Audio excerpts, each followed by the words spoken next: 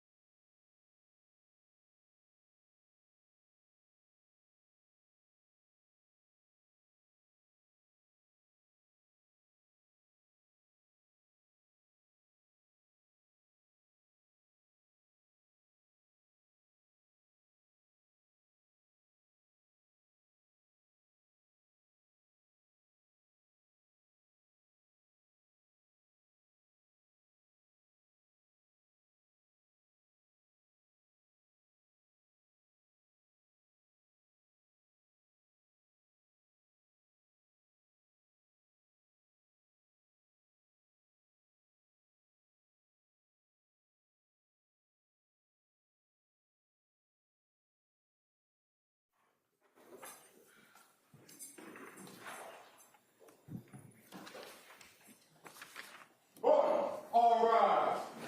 Jurors in. What's the next exhibit? What's the next exhibit? 292. LBBB.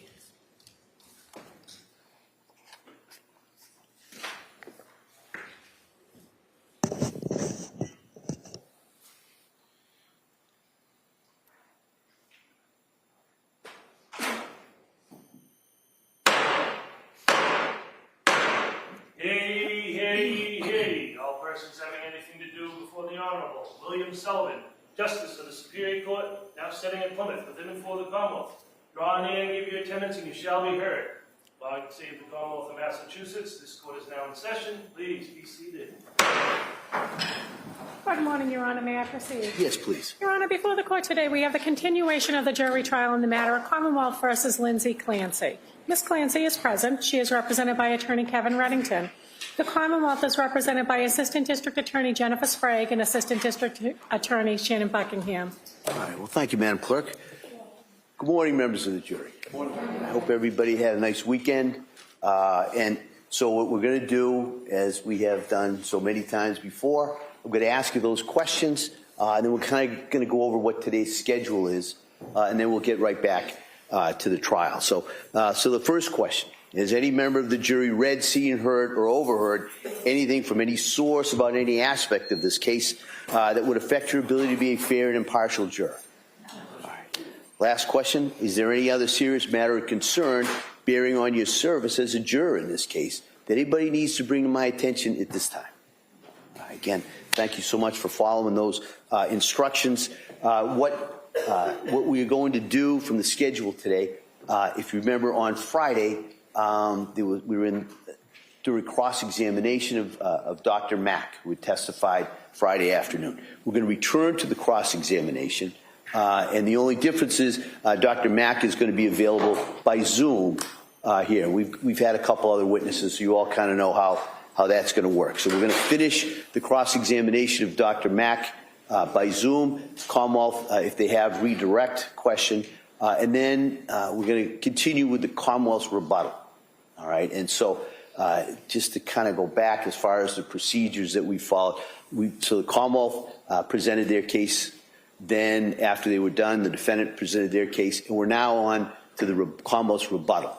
All right, and when the Commonwealth's rebuttal is done, we're going to move to the next portion of the procedure process, which will be the closing arguments and the legal instructions. All right, so that comes after the Commonwealth's rebuttal witnesses. So that's kind of where we are at this point. And so as we go through today, I'll kind of keep you up to date in regards to the schedule for going forward.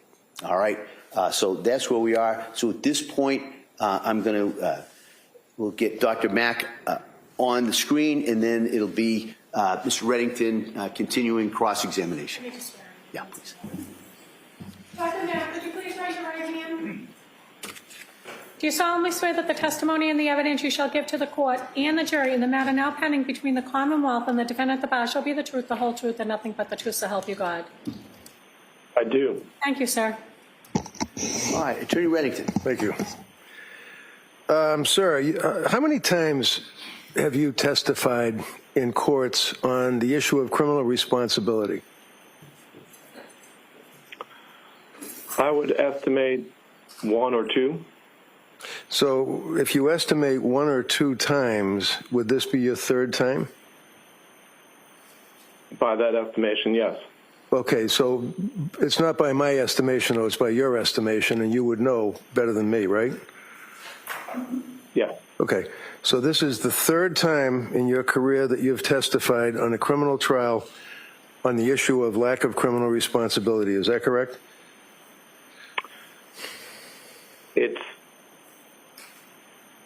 I know there are other times that I've created opinions. Oh, I'm sure. I'm not sure how many. I'm just asking about criminal responsibility. That's it. I'm talking about criminal responsibility. And I know there are other times I've created opinions, but I'm not sure that I've testified about them in the courtroom. So my question was simply, how many times have you testified in court on criminal cases regarding the issue of lack of criminal responsibility, and this would be your 3rd time, right? That is my recollection. Okay. And you have testified in court on behalf of various governmental agencies on other matters in addition to criminal responsibility, correct? Yes. And you are operating under the umbrella, if you will, of the Park Dietz conglomerate of a lot of expert witnesses that, as I understand, would parcel out cases to different people. Is that right? There are times that I do cases through Park Dietz and Associates. I can't speak to how many experts they have and exactly how they, as you put it, parcel things out. But over the span of my career, there have been times that I've done it when cases have been presented through Park Dietz and Associates, and times that I've done it through other entities. As I discussed the other day, I had a role for the state of Maryland, and at times, and in this case, there was a criminal responsibility trial that I was a part of when I had a role for the state of Maryland. So going throughout my career, it's been multiple different entities. You've also testified, since we're talking about it, in the state of Pennsylvania, right? What's your question? You've also testified, since we're talking about it, in the state of Pennsylvania, right? I believe I have. Was that at Park Dietz, or was that you individually, or one of your other entities? You'd have to specify which case. Commonwealth versus Torres, 342 MAL 2021, Pennsylvania. Can you cite that case again, please? Sure. Commonwealth versus Torres, 342 MAL 2021, Pennsylvania, where the court held that that would be Abram Mack, was apparently certified only in child and adolescent psychiatry. You lacked forensic certification to testify in the field that you were ostensibly going to testify in. Does that refresh your memory? No. Did you testify in? Did you testify in Commonwealth versus Torres in Pennsylvania? I don't remember. How about Commonwealth versus Carter in New Jersey? You remember that one? No. Do you recall that the court held on an appeal that you used an approach that fell below the standard of forensic practice? No.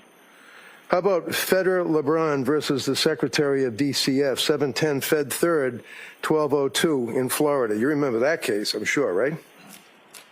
I do. And in Feder, there was a gentleman, Mr. Feder LeBron, who was a Navy veteran, who was a single father and had a child. And he was a member or a person that was able to get benefits from what's called TANF, T-A-N-F, Temporary Aid to Needy Families. You remember that? I do. And the state of Florida decided that because needy families consisted of either minorities or drug users or people that would not be reliable to work in the confines of working underneath the TANF, so they wanted to have blood testing and drug testing of all the people that were temporary aid to needy families, right? That's your conception of what was happening with that. Well, that's my conception from reading the case, sir. Do you agree, sir, that TANF is an acronym for temporary aid to needy families? Yes, it is. Do you agree, sir, that this gentleman, Mr. Feder LeBron, was a plaintiff in a lawsuit against the state of Florida? Yes. Do you agree, sir, that it was in federal court? Yes. You agree, sir, that in federal court, the court held that, in fact, you were unqualified to give an opinion that you attempted to give, saying that it was perfectly appropriate to test by way of urine or blood people that are benefiting from the TANF program, because your testimony was that they belong to a class of people that, I guess, had to be tested. Right? I don't agree with your conceptualization. Okay. So the court ultimately ruled that your argument, your testimony on behalf of the state of Florida, the government, and you indicated that TANF benefits, applicants for TANF were people that were involved with drug use, violence, and higher rates of suicide. Remember those words, those three words? The testimony that I provided. Do you remember testifying, sir, about the people that are the beneficiaries of the TANF program, people that need aid because of needy families, are people that should be tested by way of blood or urine? And your argument, sir, was because they are of a class that would be more likely to commit a crime or have suicide or drug use. Did you testify to that? That is not the way that that testimony or that report was presented. No, okay, I disagree. So your answer is no. Let's keep it that way. Your answer is no. So you recall, sir, that there was an appeal, and in fact, on the appeal, it was determined that, again, yet again, you were not qualified to offer a relevant opinion because, number one, you never studied the TANF population. Recall that? No, that is not the correct conceptualization. Says you. Number two, that you did not survey any data. Recall that, sir? Specifically in Florida is the nuance on that issue. And number three, that you had no research whatsoever on the data that you based your opinion on. Would you agree with that, sir? No. Do you agree, sir, that the court held that you relied on other researchers' studies and didn't make any effort whatsoever to form an opinion based on your own research? Do you agree with that? I don't remember the specific language of the court. All right. Do you recall that ultimately your testimony was stricken? No, I don't believe that it was stricken. Okay. In any event, sir, you would agree with me that you have a memory of Avram Mack being subject to this attack, if you will, by the attorneys on behalf of the people that were involved with TAMF, right? You remember that much, right? Yes, Okay. I do. Thank you. Now, in summary, sir, you're here to testify in front of this jury regarding your testimony and opinion that you've given regarding Lindsay Clancy's state of mind at the time of the killing of her children. Is that correct? Yes. And you evaluated her in 2026. Is that right? Yes. So you really evaluated her about 3 years after the incident that occurred in January 22, right? January 2023. So you do recall the date that the incident occurred, 23, right? Right. So to answer Okay, your the question about answer is right. yeah. Okay. And in reference to your answer, sir, you would agree with me that there was a significant passage of time between the incident in 2023 and when you saw her about 2 or 3 months ago, right? Correct. Okay, and you drove out there with the guy that's going to be in here testifying in about an hour or so, Helbrun. Is it Helbrun or Heilbrun? When you say that I drove out there, I'm just asking the guy's name. Is it Helbrun or Heilbrun? you'll have to ask him how he likes to pronounce it. Well, did you know how to call him or what to call him when you were out there with him for 2 days at Duxbury? Kirk. Kirk, okay. And you met Kirk, I imagine, that morning that you were going to evaluate Lindsay? Yes. And what was the date that you evaluated her? Was it February I date? think the first date was April 10th. Okay. The second date was April 12th. And those were the 2 days that I was there. Right, because Kirk had to give her psychological testing on the middle day, right? Correct. Okay, so did you stay in a hotel or a van, or where'd you stay? You're asking me where I stayed? Yeah, I don't want to meet up. I just want to know where you stayed. I stayed in Massachusetts. Where? I believe in Wellesley. Where? Was it like Holiday Inn? Was it a Ritz-Carlton? Where? A private home. A private home, okay. Kirk didn't stay there, did he? I don't know. You don't No, know? he didn't stay there. He didn't stay there, that's for sure. Okay. So in any event, you must have had plans to meet up with Kirk at Duxbury Hospital, right? I did meet Dr. Halbrun at Duxbury Hospital, yes. Okay, I'm calling him Kirk because that's what you told me is that you refer to him as. But Dr. Hoffman, how do you pronounce it? I believe it's Heilbrun, but you'll have to ask him how he prefers it. Okay, I will. And then did you meet him in the parking lot of Duxbury? Yes, I think that's right. And Or in you the had, lobby. Sorry, what'd you say? Or in the lobby. Okay. So when you went there on that date in April, the first day, you already had your information that you were able to form your opinion based upon. Is that right? At the time that I initiated the examination, I had reviewed records related to Ms. Clancy, but creation of the ultimate opinion. No. I'm asking about the records, sir. Real simple. The records that you reviewed. You had already reviewed them before you went to Duxbury Hospital. Is that fair? Yes. Okay. And the records would be, obviously, cell phone extraction records, yes? I don't know exactly when I reviewed those cell phone records. How about defense expert forensic psychiatric evaluations? Dr. Philip Resnick, Dr. Margaret Spinelli, you reviewed the reports that were already prepared by my experts. Is that correct? And also Dr. Zeisel. Zeisel, yeah, thank you. Okay, because I had sent them to you, isn't that right? You had sent them, I believe, to Dr. Heilbronn. To Dr. Who? I'm sorry. I think Dr. Kirk Heilbronn. And I think he was able to give them to me. Okay, fine.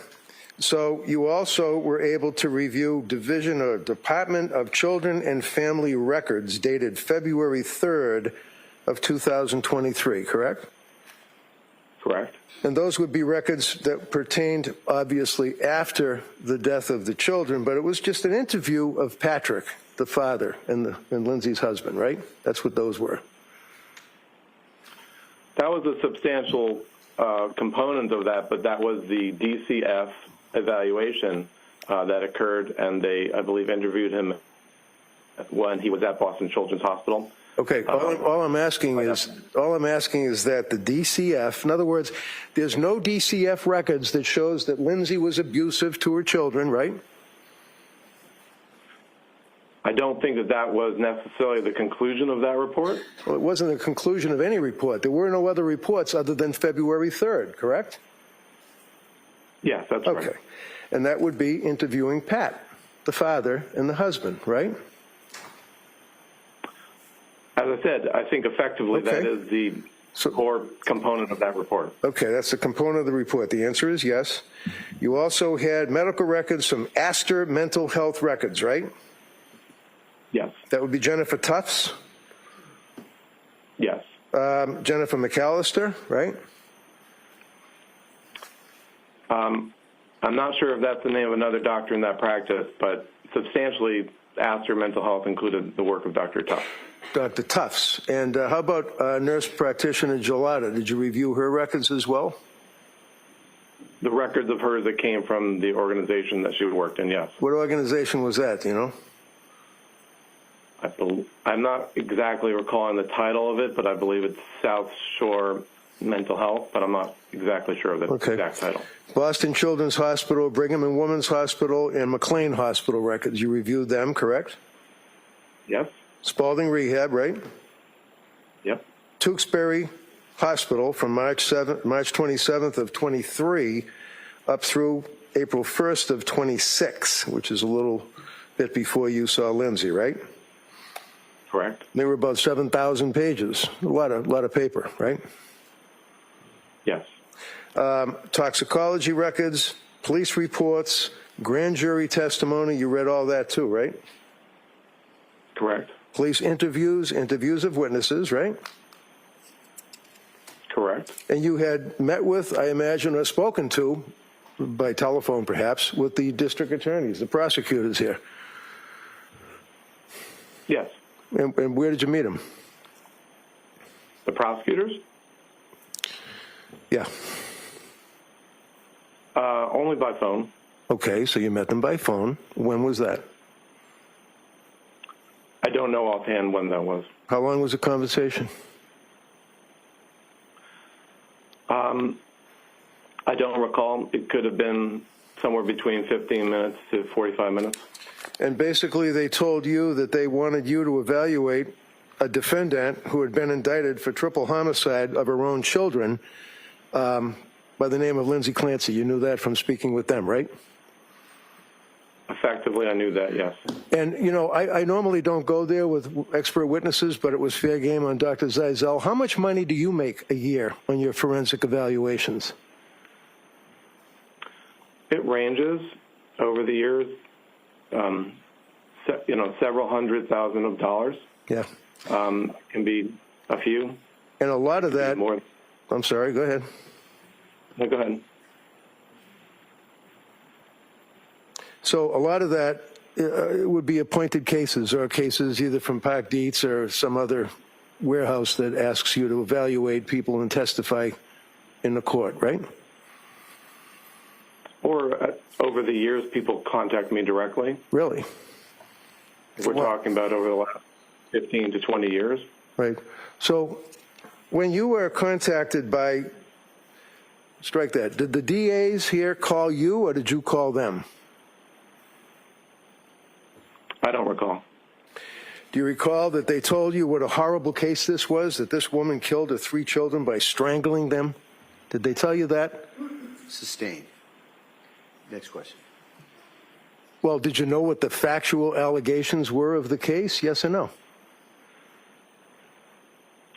Well, all the factual allegations, yes, I believe they were conveyed to me during a phone call. Yeah.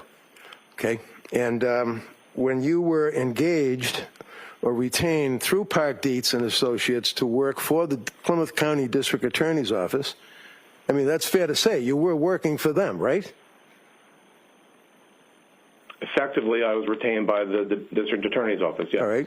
And let's talk about confirmatory bias. You know what that is? Well, you were asking me the other day about the cognitive bias think tank, and we talked about how, as a part of my work in patient safety. No. This is I Doctor. would like to be able Hold on, to Doctor, please. Listen to the question and answer the question. Go ahead. This is confirmatory bias, sir, not a think tank talking about safety of anybody, okay? Confirmatory bias. Have you heard of that term? I have. And what does it mean? Well, if you're talking about the work in diagnosis in medicine, as I was getting at before, it refers to the idea that an individual has a idea as to what they're aiming for, and they gather information that accedes to that, and that brings that point together. Okay. So would you agree with me, sir, that when you are retained in your practice, working whether it's for Dietz or somebody else, and you are engaged by a prosecutor, such as the Plymouth County DA's office, is it fair to say that you go into your work and your evaluation, and I hesitate to use the word investigation, but you have a confirmatory bias? You're hoping that you're going to be able to help them out, right? No. No. Okay. So you had read all this material, you had spoken with the prosecutors, and I imagine you had done a team back with Kirk Heilbrunn, right? A what? You talked to Kirk Heilbrunn about the fact that you guys were going to go in and evaluate Lindsay, right? We had worked with the prosecutors, and I believe them with you. No, you didn't. Excuse me. You didn't work with me. What do you mean? You didn't work with me. I imagine there was interactions in terms of setting up the dates on which this would occur. I had nothing to do with it. My office manager, Laura Mather, would have done that. I had nothing to do with it, sir. Yeah, okay, next question. So when you went out there on the 2 days that you went out, forget the middle day, because that's when Kurt was by himself. When you went out there, the two of you met in the parking lot or the lobby, one or the other, correct? Yes. Yes? I said yes. And the purpose was to go interview her, right? Miss Clancy, yes. So you guys go down the hallway, you go in the elevator, you go upstairs to the locked wards, they have to open the door, they have orderlies and people that escort you. Is that right? Yes. You have to sign in, you have to have ID because it's a locked ward, right? Effectively, yes. Effectively. And the two of you, you and Kirk, go into a room where she's sitting in her wheelchair by herself so that you two of you can interview her. Is that correct? Yes. For how many hours did you interview her the first time? First day, it was roughly ended up being about, I think, 4 or 5 hours. And have in mind, sir, as counsel has already elicited, she's incontinent. She has issues because of being paralyzed and had to have a break, didn't she? She did not ask for a break. Oh, she was able to power through the 4 hours? I don't know if that's the appropriate way to frame it. We took a break. During the interview, we discussed the schedule that she has for catheterization, if that's your question. So you and Kirk Heilbrunn sat down and you questioned Lindsay, the both of you together or one at a time, or how'd that work out? One would ask questions, and if another one had additional questions to ask about that particular topic, then the other would ask. And she was, fair to say, she was pretty cooperative with you guys, right? Yes. She was polite, she was affable, right? Yes. She answered your questions, right? Yes. And then when you concluded that first day, then the next day, Kurt Heilbrunn went on his own to Duxbury and had another multi-hour interrogation, questioning, or whatever of Lindsay, right? He was there for a second day for psychological testing. So you're aware of the fact that he was there for psychological testing, right? Yes. Now, a psychiatrist doesn't do psychological testing. The psychologist does, right? Typically, that's true. And there are a number of tests that are administered to people when they are being evaluated for purposes of a criminal case such as this, right? There is a number of different tests that test different aspects of an individual's psychiatric or psychologic or cognitive functioning. Right. Like, for example, you want to determine, I would imagine, whether or not they're lying or exaggerating or minimizing their symptoms, right? That's always an interest, yes.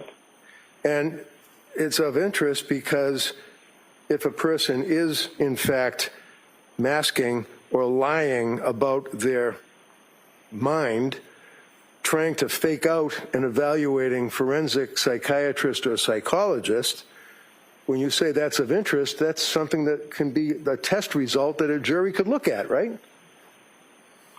Well, I'm not sure if there's a test that specifically states a person is lying. No. You ever heard of the MMPI? I have. Okay. You ever heard of the K scale? Yes. What is that? Well, the K scale is among the internal validity scales of the MMPI. The MMPI is an assessment of the individual's personality. Okay. So let's focus on the K scale, sir.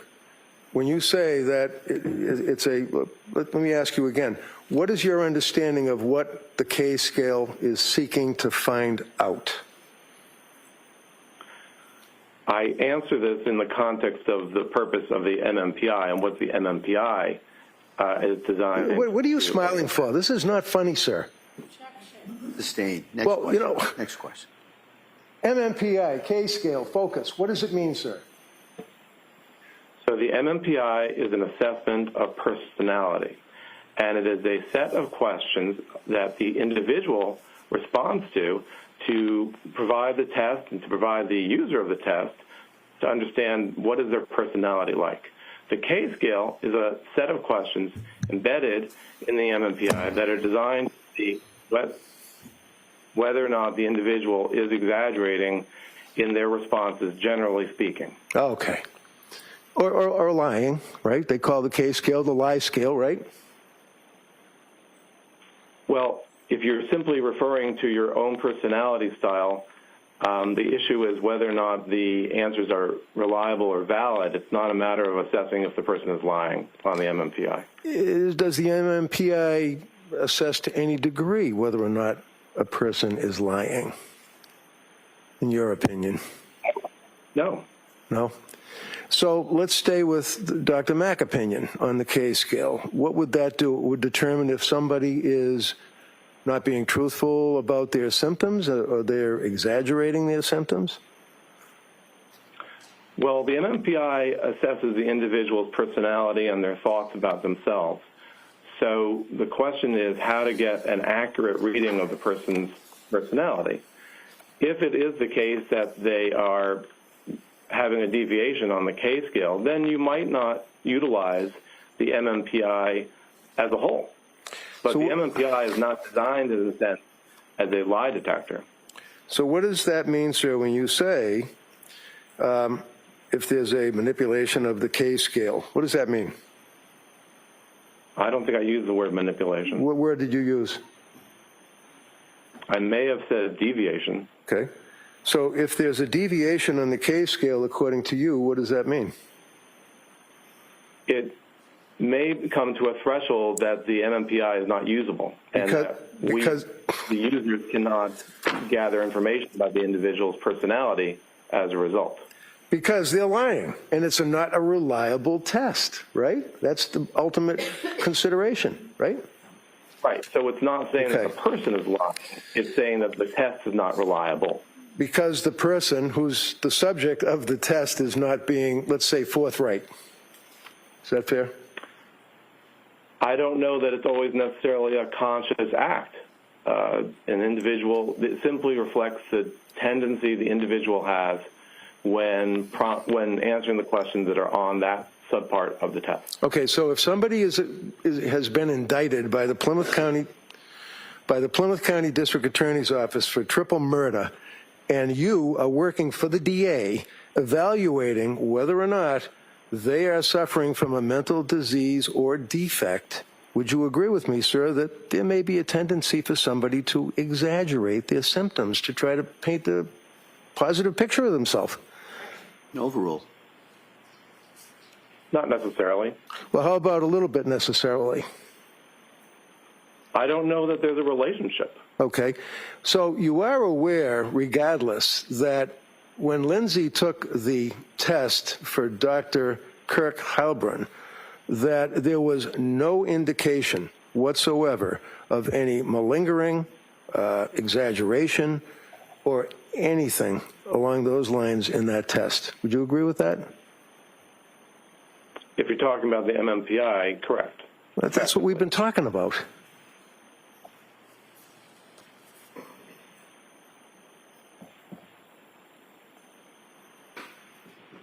I don't know. We're looking at each other. I wasn't sure if he was going to answer, but why don't you ask the next one? Yeah, okay. So you, tell me again what your answer was, sir?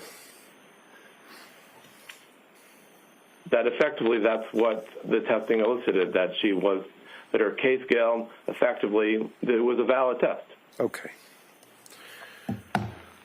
Now, you, in your review of all of the records, Tufts, Gelada, McLean, you knew that one of the health care providers, which would be Gelada, was focusing on the possibility that Lindsay could have been suffering from bipolar 2. Is that right? I am aware that that was on her mind, that was something she was concerned about, yes. And bipolar 2 is quite common, is it not, sir, as a precursor of a person who is suffering from postpartum depression or postpartum psychosis, right? I don't understand your question. Okay, well, how about, is it appropriate in Dr. Mack's opinion to give a person suffering from bipolar 2 or bipolar 1 an SSRI? An individual, there is a need in one's practice, traditionally at least, that if an individual might be suffering from bipolar 1 or bipolar 2, to avoid using SSRI medications. However, that has been reduced in terms of our worry about that over time, but that was maybe 20 years ago, 15 years ago, something that psychiatrists were more concerned about, but the concern has lessened over time. It has. So in your opinion, sir, it's okay to give a woman who is coming to you for help, who's been diagnosed with a bipolar 2, it's okay to give her the SSRI, in your opinion. Is that what you're telling this jury? That's not what I said. Oh, okay.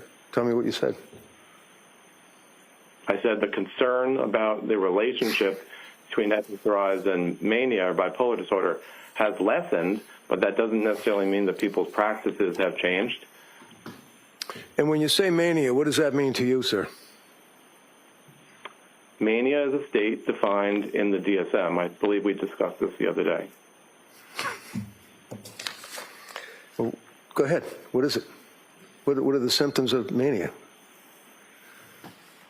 So mania is a condition, and it's defined not only by the symptoms that I'm going to mention, but also by a time frame.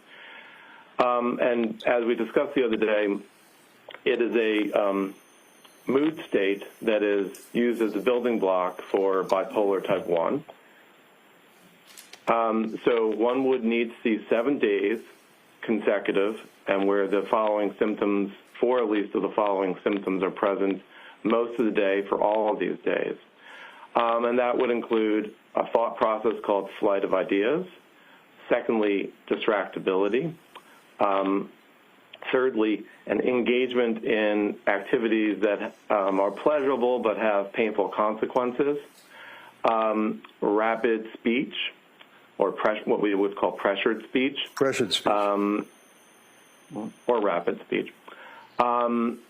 Additionally, grandiosity and an exaggerated amount or excess degree of goal-directed behavior.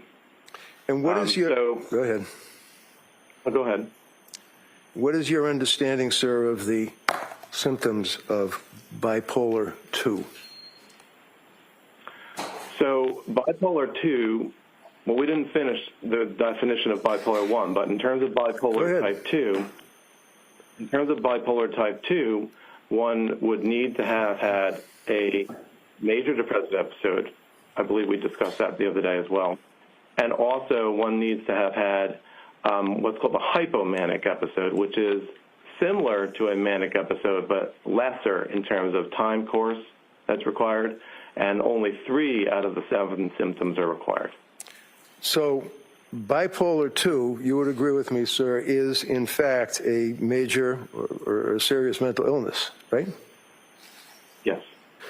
And your opinion, after you had your opportunity to go back again with Kirk on the 3rd day and interview Lindsay in Duxbury Hospital, and how long did you interview her for the 3rd day, asking her questions? I'm not sure I remember. It was perhaps 3 hours.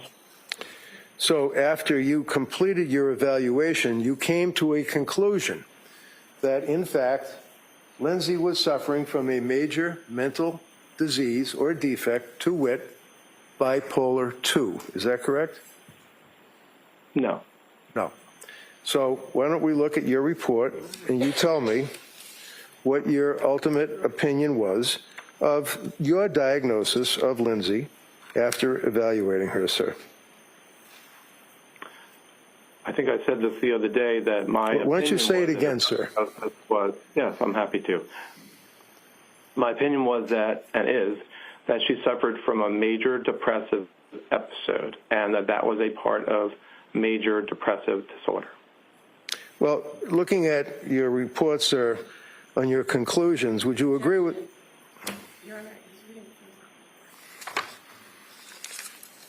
So do you have your report?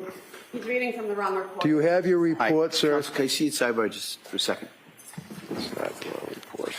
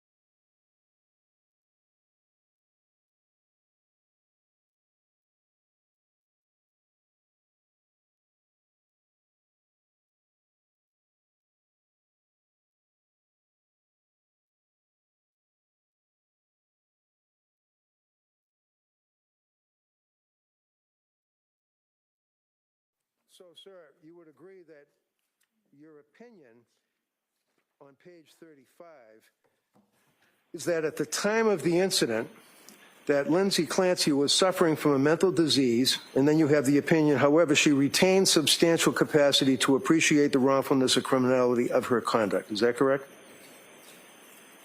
Did I read that right? And the mental disease from which she suffered, in your opinion, was a mood disorder, major depressive episode. Is that right? Yes. And you further opined that she may have also had an anxiety disorder that preceded or continued to be present while the major depressive episode proceeded through January 24th. Is that right? Yes. Okay. Now, you're aware that she has been at Duxbury under a particular diagnosis of a mental disease or defect, right? Yes. What is that? I believe it's adjustment disorder. Adjustment disorder. Is it not your understanding, sir, that she's suffering, according to diagnosis, bipolar disorder? I think well, you'd have to show me where you're referring to. So, did you have a chance to review Dr. Helbrin's report?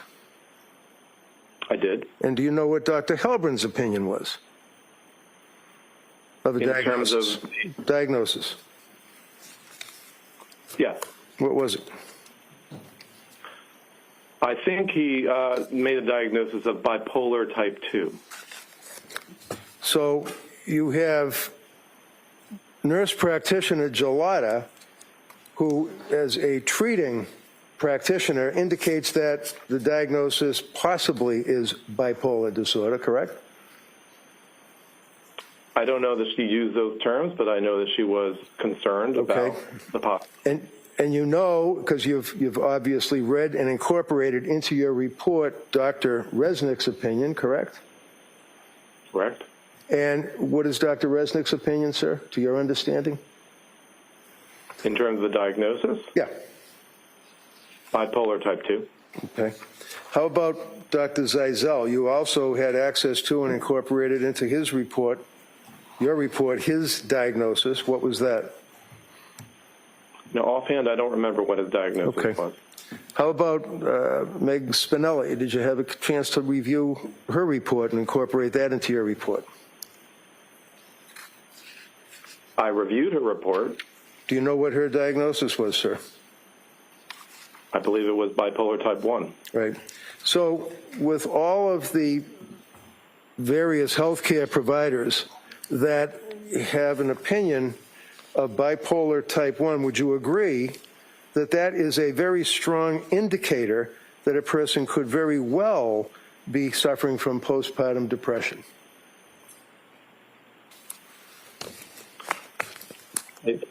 I'm confused by your question because that last piece is not necessarily inconsistent with the diagnosis of major depressive episode.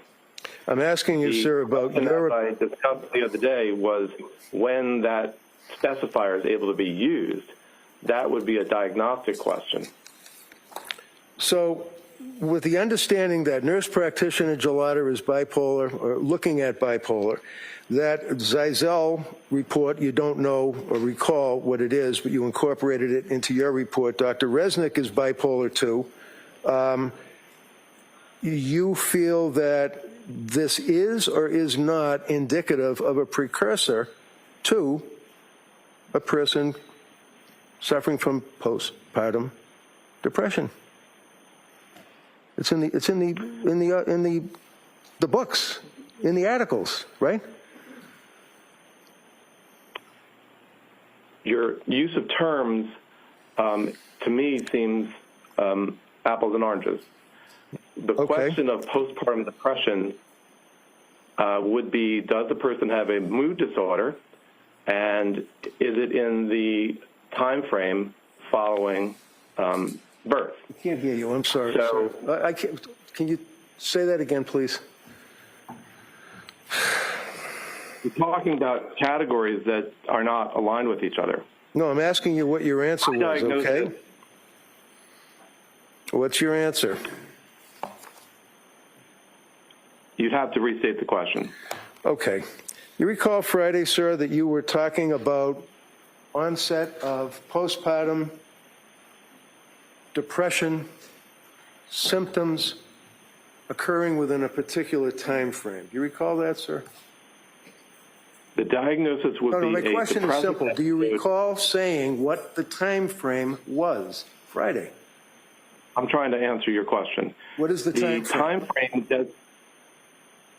The time frame designated for the diagnostic specifier called with postpartum onset is 4 weeks. Okay. And that's your opinion, right? Well, I believe that's what the DSM says. Okay. The 4 week So period let's talk about the 4 week period. The 4 week period in which that specifier may be added. Okay. You recall saying The that diagnostic rule.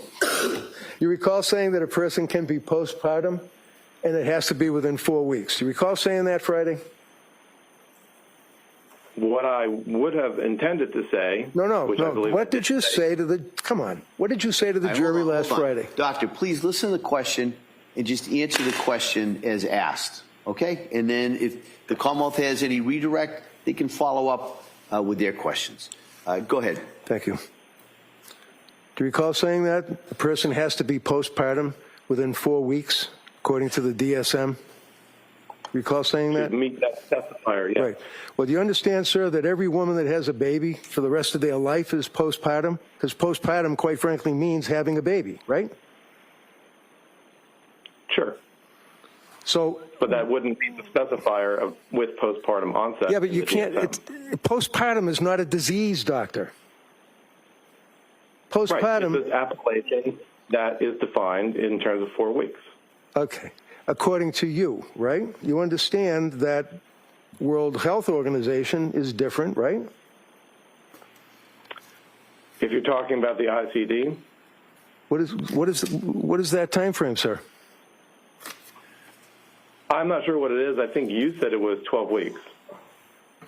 How about the proposal to amend the DSM-5 text revision, or TR?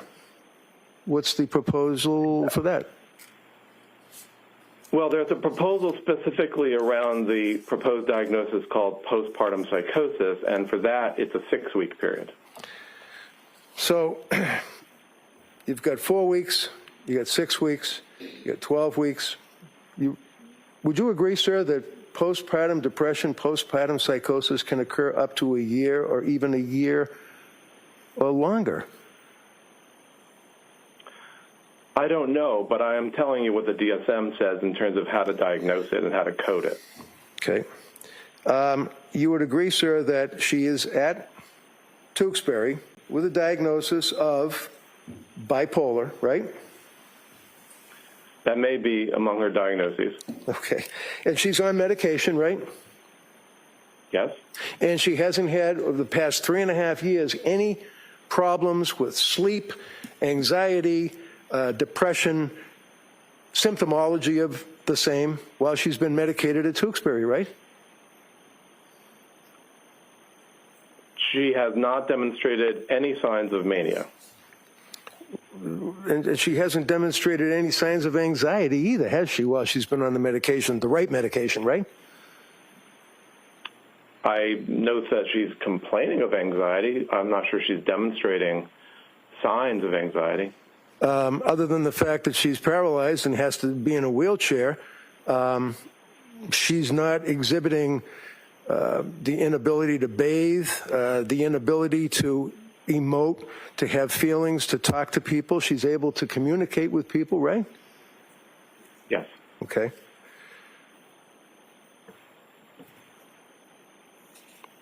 Do you know what medications that she's on while she's at Duxbury? She's taking, I think we discussed this the other day, a low dose of Zyprexa, I believe clonidine and trazodone, and propranolol occasionally. Okay. Now, after you had a chance to review the medical records from Dr. Tufts, which would be from end of September of 22 up through October of 22, for example, initial prescription, right? I've reviewed all the records from Dr. Tufts, yes. And you recall what the first prescription was that she got, right? Sertraline? And that would be what, 25? Yes, Was that increased? it was. And was there an issue or a problem, according to Lindsay, when that was increased from 25 to 50?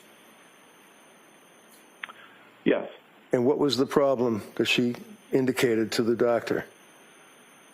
She wanted to sleep, but she was finding it hard to sleep.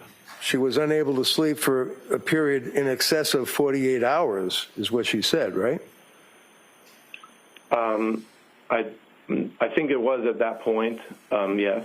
And also, she indicated that there was, in her opinion, a symptom that she didn't really have a need to sleep, even though she had gone 48 hours without sleeping, right? No, she wanted to sleep. Well, would you agree with me, sir? She was tolerating, she described that she was tolerating during the daytime and functional sufficiently without the sleep, but she found that she was trying very hard to sleep and she couldn't sleep. And do you recall her indicating that she did not feel, regardless of 48 hours straight without sleep, that she had a need? She said she didn't feel like she had a need to sleep. Did you see that in the records? I'm not sure that it would be characterized that way. Did you see? Okay. Did you see anything in the records? Wanted to sleep. All right, one at a time. Go ahead, Mr. Reddington. Did you see anything in the records that indicated that she complained of the fact that she had gone 48 hours without sleeping after she was on the sertraline, and then felt that she did not need to sleep, even though she'd been without for 48 hours? I don't exactly recall what was written by Dr. Tufts, but she described to me that in that period... Doctor, I'm asking you about the medical records, not what you think she told you 3 years later. The medical records. The medical records review the fact that she was not able to sleep. And would you agree with me that one of the symptoms, sir, that you would be concerned about as a psychiatrist is when a woman who is postpartum, after having a baby, is complaining of a number of symptoms, one of which is that she went a long period of time unable to sleep, but didn't feel that she had the need to sleep?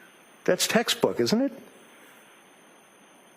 Well, the DSM textbook refers to a decreased need for sleep as the seventh element of mania. Okay, so that is an indicia of mania. Can I get that out of you? The way it's written is a decreased need for sleep. Okay. I don't know that she had a decreased need. And in the medical... trying very hard. Go ahead. I think she desperately wanted to sleep. Is that what you think, sir, or is that what your opinion is based on the medical records? That is my understanding based on the totality of the information. Okay.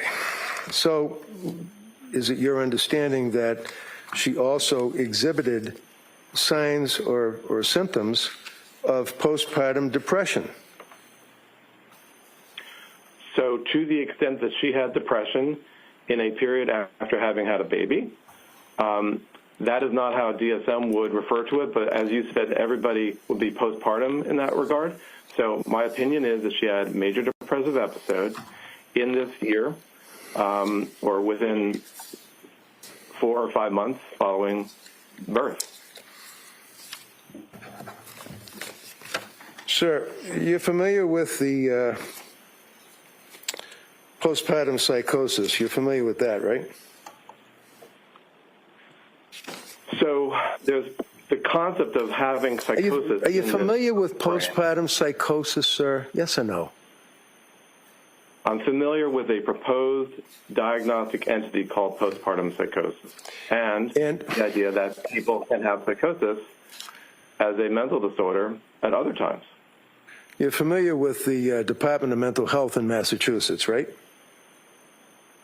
Yes. You're familiar with the funding of the Department of Mental Health for the Massachusetts Child Psychiatry Access Product. You're familiar with that, right? No. Called the MCPAP, that focuses on postpartum psychosis and postpartum depression. Are you familiar with that, sir? No.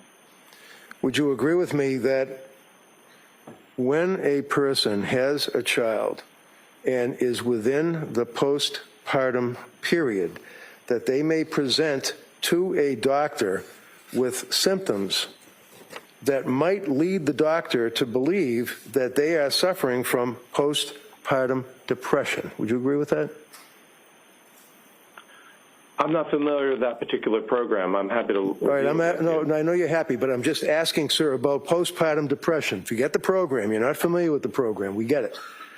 I'm asking you now, sir, about your familiarity with postpartum depression. Yes. Okay. And there are symptoms of postpartum depression. Fair to say?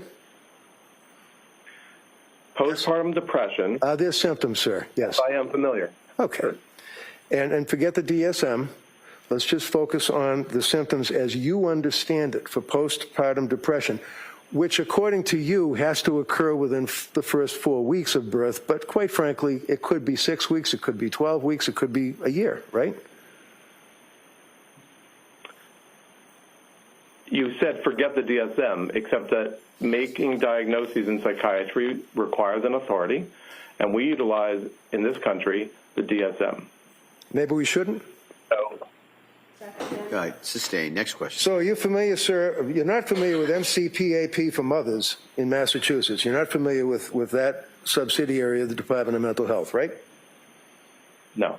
Are you familiar with the Department of Mental Health postpartum psychosis provider training? In other words, what the LISCWs are learning and what the psychologists or psychiatrists working for the DMH are learning about postpartum depression, postpartum psychosis. Are you familiar with those standards? No. How about the Edinburgh postnatal depression scale? We talked about that Friday. You're familiar with that, sir? I am. But you don't feel it's important. You think the regular GAD scale, general anxiety scale, is sufficient, I guess, right? I don't think I said that. Oh, okay. So do you think that the Edinburgh postnatal depression scale is important as a tool for a diagnosing physician dealing with a woman that's within the time frame and exhibiting symptoms of postpartum depression? Yes. Okay. So what was Lindsay's scale, if you know now? You had the weekend, I imagine, to look it up. I don't offhand know what it was. Okay. So if I offhand told you that it was pretty much off the chart, would that have any impact on your opinion as to the utility of the postnatal depression scale that was administered to her?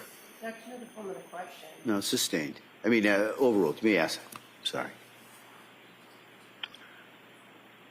It's a scale that elicits distress, which she had, and it elicits depression, which she had. And it's not just limited to distress and depression. It's focused on, and again, I'll read it, the Edinburgh postnatal depression scale, right? Right. So, no, the answer's right. She had diagnosis of depression. She was being treated for depression. All right. So you, in any event, you don't utilize, apparently, the EPDS, right? You don't utilize it in your practice, whatever that may be. Correct. Okay. Not that I'm against it. I just haven't had the opportunity to use it in some time. Right. Just like you think that,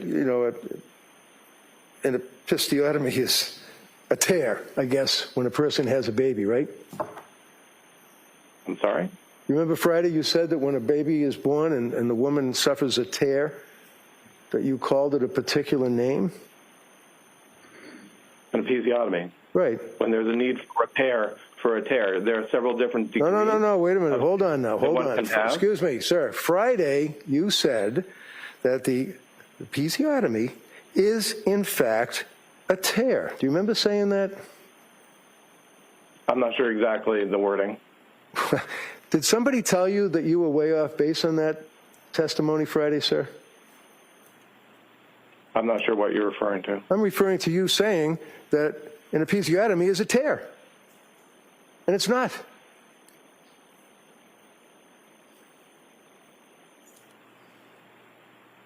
And, Your Honor, is there a question before the witness? I already asked the question. I'm looking at him staring back at me. All right, why don't you The last, just, hold on.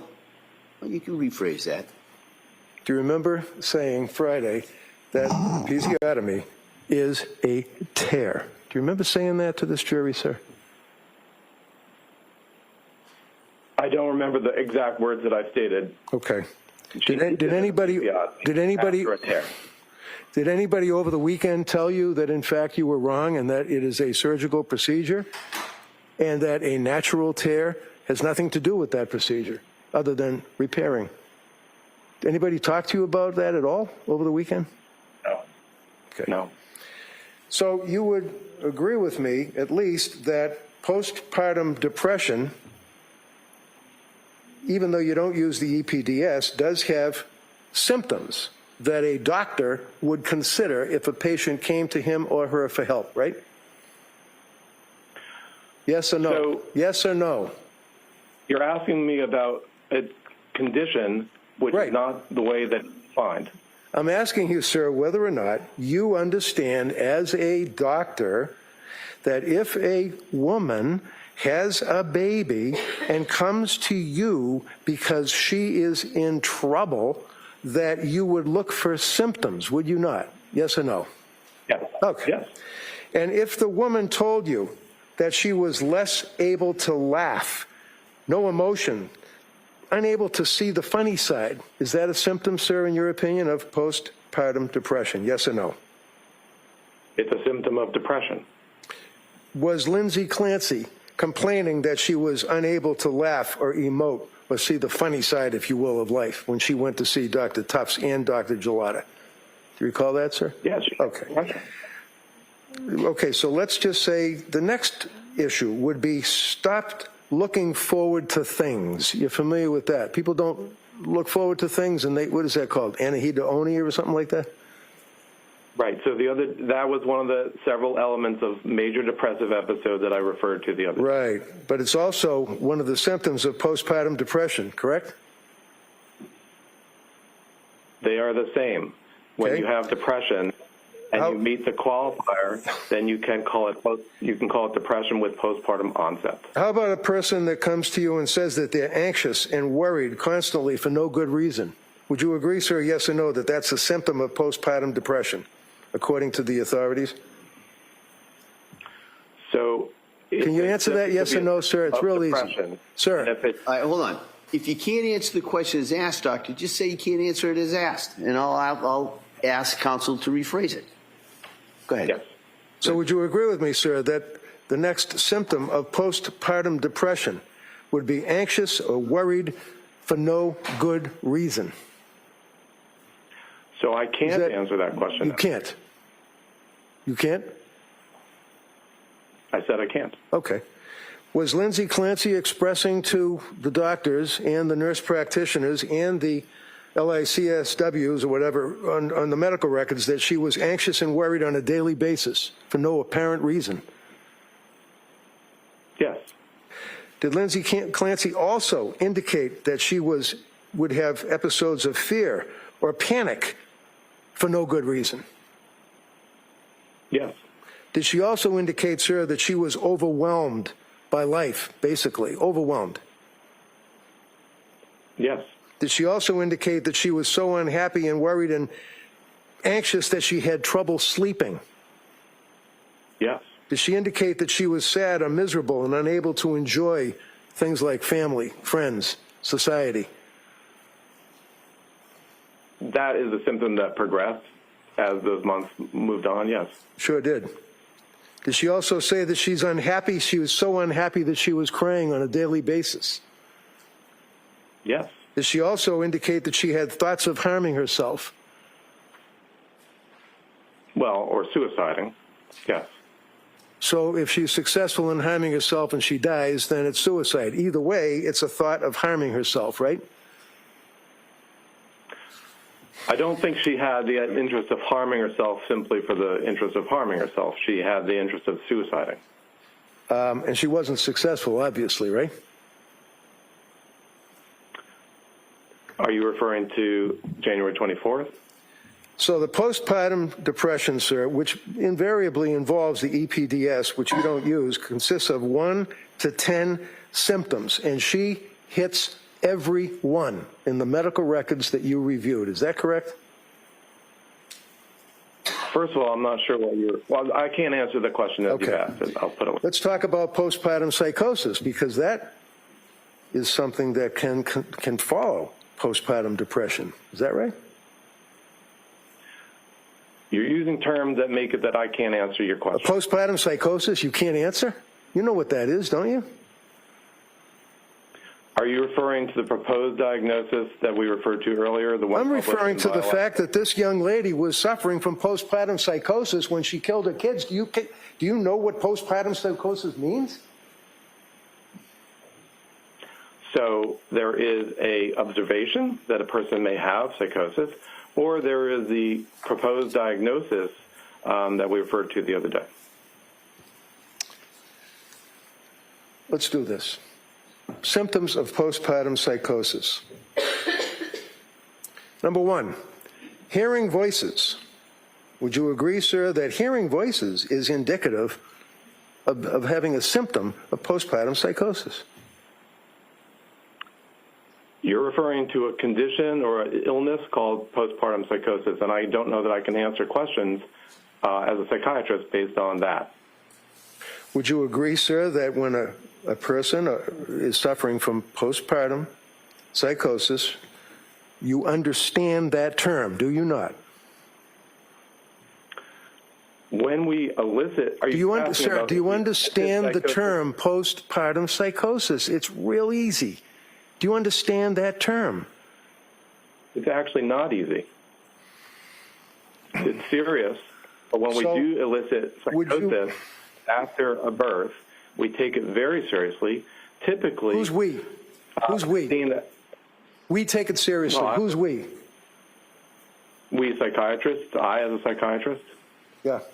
So would you agree with me, sir, that when you are diagnosing, if you do, a patient that's coming to you for help after having a baby, so it's postpartum, and has been through, let's say, postpartum depression, and is now complaining of hearing voices or a voice commanding her to act, that is a symptom of postpartum psychosis, yes or no? Is it? That would be psychosis.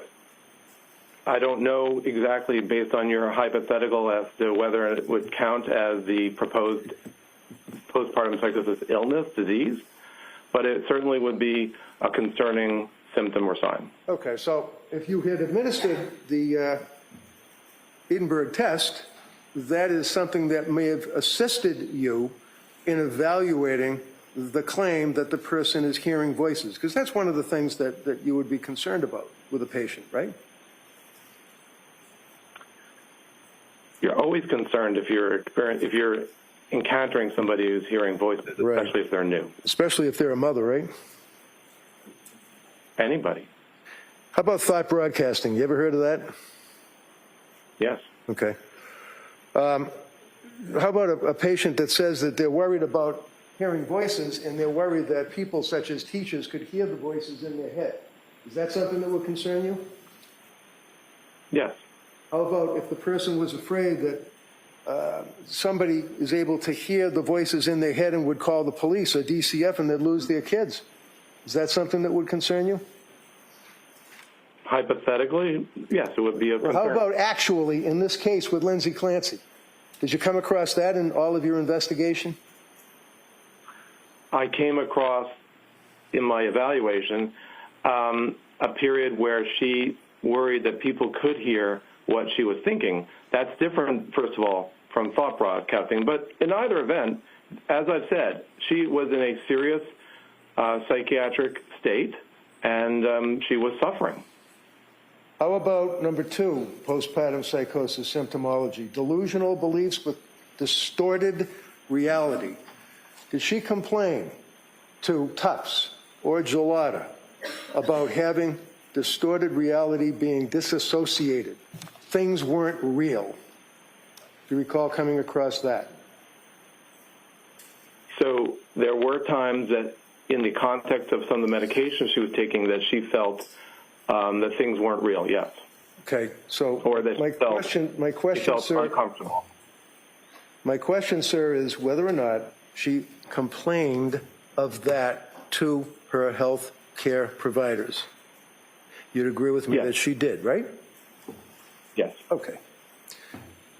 How about appears normal in between episodes, calm, even laughing? Would you agree with me, sir, that postpartum psychosis waxes and wanes? It comes and it goes, right?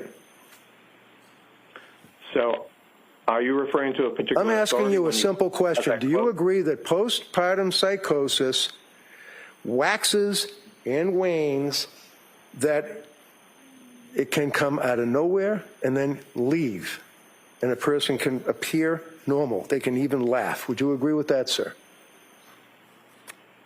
Are you referring to postpartum psychosis and illness, or the findings of psychosis in somebody who's postpartum?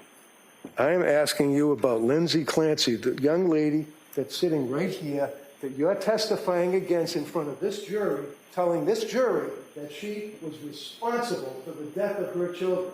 You with me? I'm not sure I understand exactly the context that you just stated. Okay, But the if your context I'm question giving it about is... the natural course of an illness called postpartum psychosis. That illness has not been refined. It's not something that we in psychiatry, at least as far as I'm aware, can talk about as an illness where we understand its typical course and we understand... time out. All right, hold on. Let him finish. Doctor, you done with that answer? I'm done. Okay, go ahead. You're telling me, sir, that you don't believe or buy postpartum psychosis. Is that what you're telling me? I didn't say that at all. Okay. So you do believe that postpartum psychosis is a serious mental illness? I don't think it's a matter of belief or not belief. I'm aware of how to elicit the symptom or sign of psychosis. I am also aware that there's a proposal for an illness that would be recognized where we understand its typical course and how it progresses, that has been proposed and that has not been approved for use in psychiatry in the United States. Approved by who? By the American Psychiatric Association.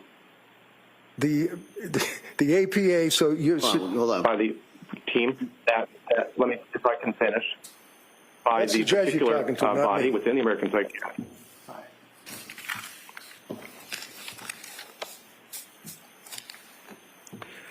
Do you agree that postpartum psychosis is a legitimate disease or defect? Yes or no? When you have a symptom or sign of postpartum of psychosis at any time, but particularly in the postpartum period, it is a legitimate finding and something to be concerned about and to treat. Okay. And when you say within the time frame, you're referring to the Dr. Mack time frame of 4 weeks, right? No, I think, as I said, any time that a person has psychosis. Okay, so The issue about 4 weeks has to do with how we would diagnose it or what wording we would use to diagnose it, but that doesn't have to do with the reality of the individual. Okay, so any time that there is a psychosis, and if it's postpartum, you would agree that you can put the two words together and it's postpartum psychosis, right? You would not utilize that in your diagnostic terminology. Okay. Well, you would agree, You sir, would see that it and you would be concerned about it. According to the DSM, you would not All right, utilize that. I'm sorry. Doctor, if you could repeat that answer. We had some problems following it. Go ahead. So the presence of psychosis is always of concern, especially if it's new onset. To the extent that we are talking about the proper terminology of labeling something, whether it is postpartum onset or not, the DSM provides guidance as to the time frame. That is different than my saying that it is a not serious condition. so symptom number one, complaint, according to the Mass General Hospital, major research project, along with the Department of Mental Health, dealing with postpartum psychosis, would indicate that hearing voices, a voice commanding her to act, is a symptom of postpartum psychosis. Do you agree with that? Yes or no? Just give me a yes or no. I can't answer that. Okay, the answer is no. The answer is no. All right, he just doesn't agree with it. Next question. You answered these questions several times now. Really? Overruled. You're going to let him ask that question if you want to ask that again. So let's move on, sir, so we don't fight over number one. How about number two? Delusional beliefs, distorted reality. Would you agree that that's a symptom of postpartum psychosis, sir? Yes or no? You said number one, number two. I don't know what authority you're referring to. Do you agree, sir, that a symptom of postpartum psychosis, in addition to the hearing of the voices, would be delusional beliefs and a distorted reality?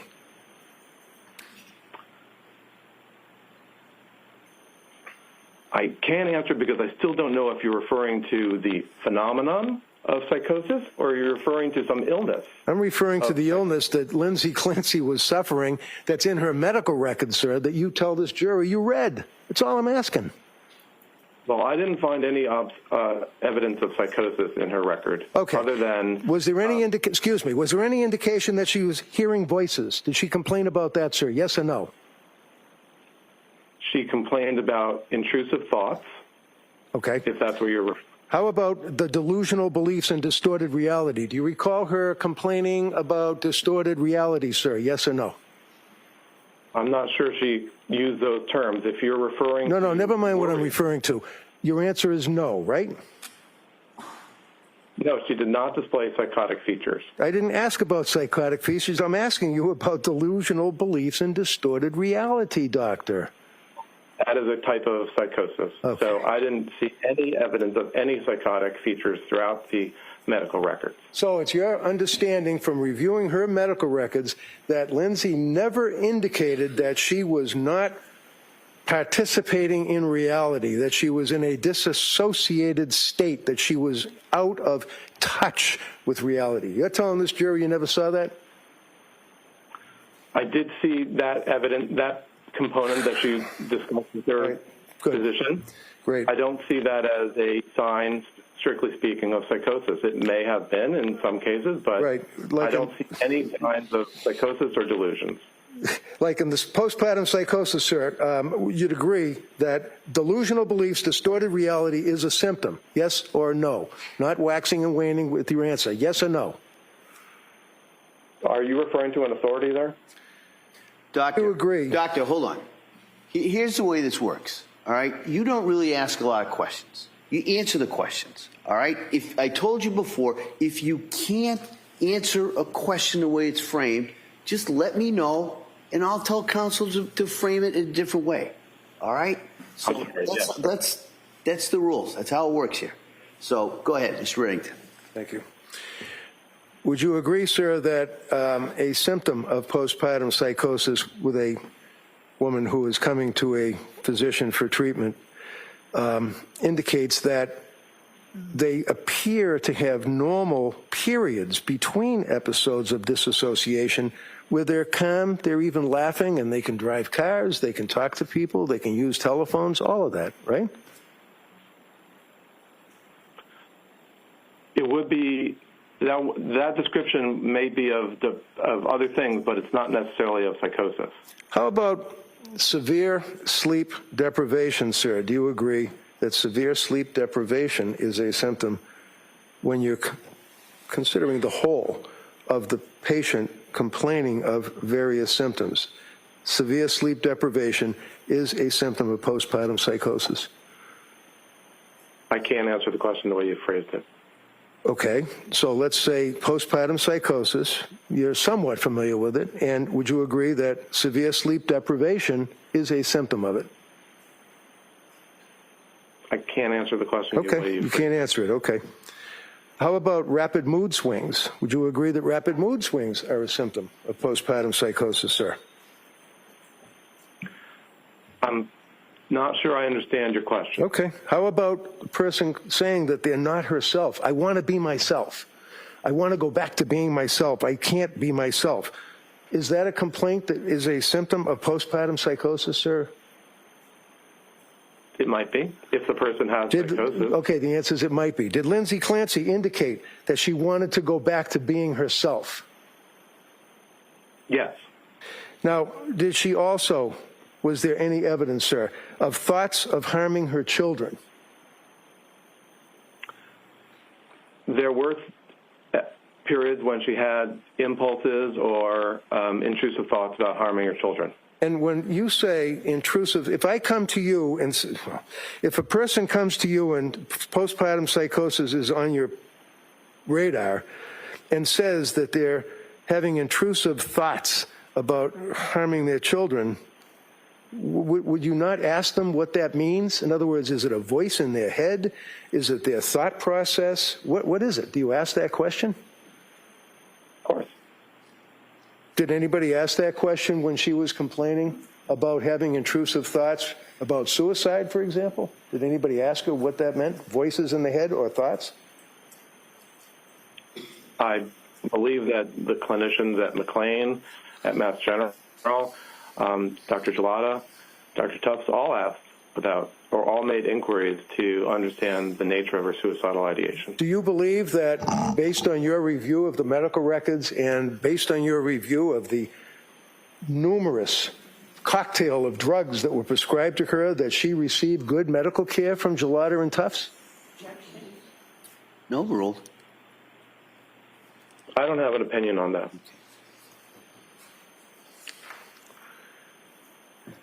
Did she complain that she was not herself and her family could see the change? Yes. Okay. Did she also complain of thoughts of suicide? Yes. Did she also have poor insight? I'm not sure that she had poor insight. Well, if you are looking at postpartum psychosis and the symptoms are 1 through 10, if a person is complaining to you as a doctor, and when I say complain, I don't mean complaining, I mean that's medical language, that they're complaining or giving you a symptom, of 1 through 9, that is a very, very strong indicia that the person is suffering from postpartum psychosis, is it not? 1 through 9. I'm not sure I can answer that question. Okay. How about blood tests? You think they're important when you're dealing with prescribing medications like Tufts was after a month? They can be. And do you think, sir, to a reasonable degree of medical certainty that a person should be given a basic blood test when you're prescribing these medications to them? No, overruled. There are some situations where blood tests are required or needed, and other times when psychiatrists may feel comfortable making prescriptions without such tests. So there is a further test that can be given that would actually determine whether or not a person's enzymes are reacting to the drugs, the narcotics that are being prescribed to them. Isn't that right? You say narcotics? Well, drugs, you know, sure. like sertraline or... Can you say the question again? Sure. Prescriptions. When a person is prescribed prescriptions, it is well within reason that a competent physician would, number one, take a simple blood test, right? It's possible. Okay. And I guess that's up to the doctor that you're seeing, right? Well, sure, or depends on what concerns the person may have, what's their medical history, what's your awareness of other factors that are affecting their biological health. So let's take Lindsay Clancy. Depends on which medication we're talking about also. Let's take Lindsay Clancy, for example, sir. The medical records that you reviewed when she's dealing with Tufts and Gelada, did they administer any blood test to her at all? Not that I recall. is there a further analysis that can be performed on the blood that is drawn from the woman when she sees the doctor to determine whether or not there are enzyme reactions to the prescription drugs that they're prescribed? There are tests that can be done to determine the relative degree of one enzyme or another and how much they would do in terms of breaking down the medications, if that's what you're talking about. Well, that test wasn't administered to Lindsay, was it? I don't think so. In spite of innumerable, which we won't have to go through, complaints that she had and her husband about what was happening to her as a result of her postpartum as well as postpartum depression, symptomology of postpartum psychosis in conjunction with the narcotics, the drugs, the prescriptions that she was given. They never did any further testing, right? Correct. How about thyroid? Is that something that's important to you as a doctor dealing with a postpartum depression or postpartum psychosis? Thyroid would be important to assess in a person complaining of mood problems, yes. Well, how about a woman who is complaining that during the postpartum, which goes on ad infinitum, is complaining of postpartum depression symptoms and or postpartum psychosis? It's important to check their thyroid level, isn't it? It would be important to check thyroid in multiple different psychiatric conditions. So the answer is yes, right? The answer is yes. Well, I'm not sure that specifically answers your question. I don't care. Thank you. That's all I have, Judge. Okay. Commonwealth redirect?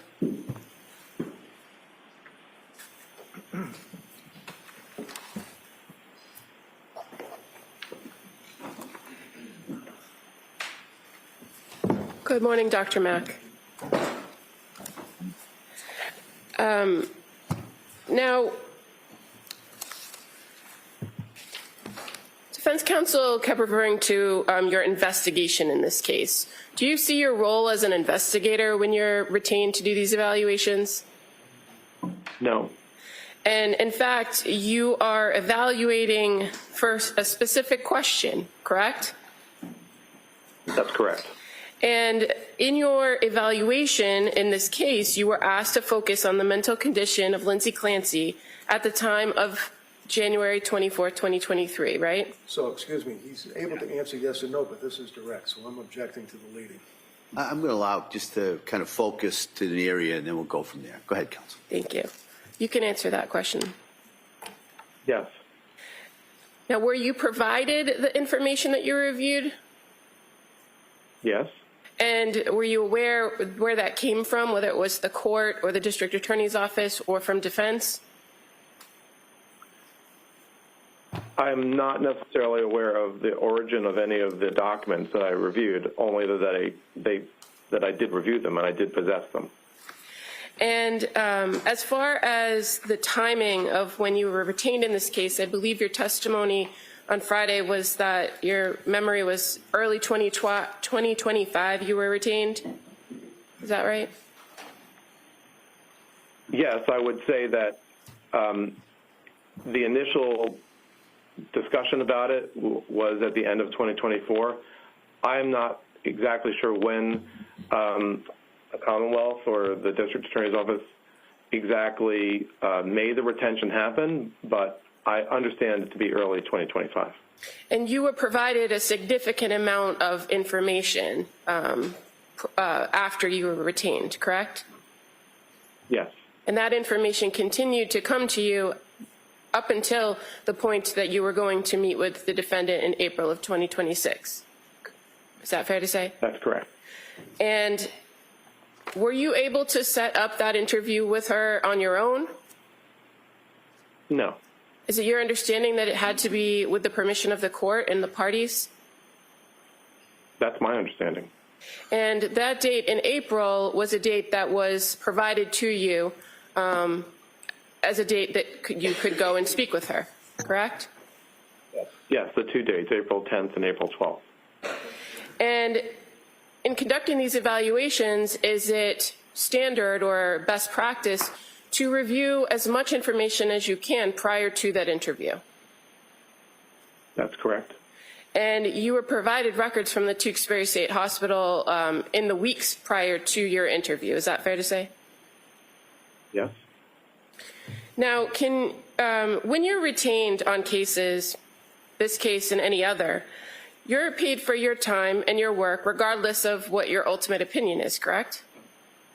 That's right. Can you explain to us the relationship that you have with Park Dietz and Associates? Yes. There are times that attorneys around the country go to Park Dietz and Associates seeking or asking if they have an expert in a particular field, and Park Dietz and Associates may be able to propose one expert or another who might be able to help that attorney or law firm.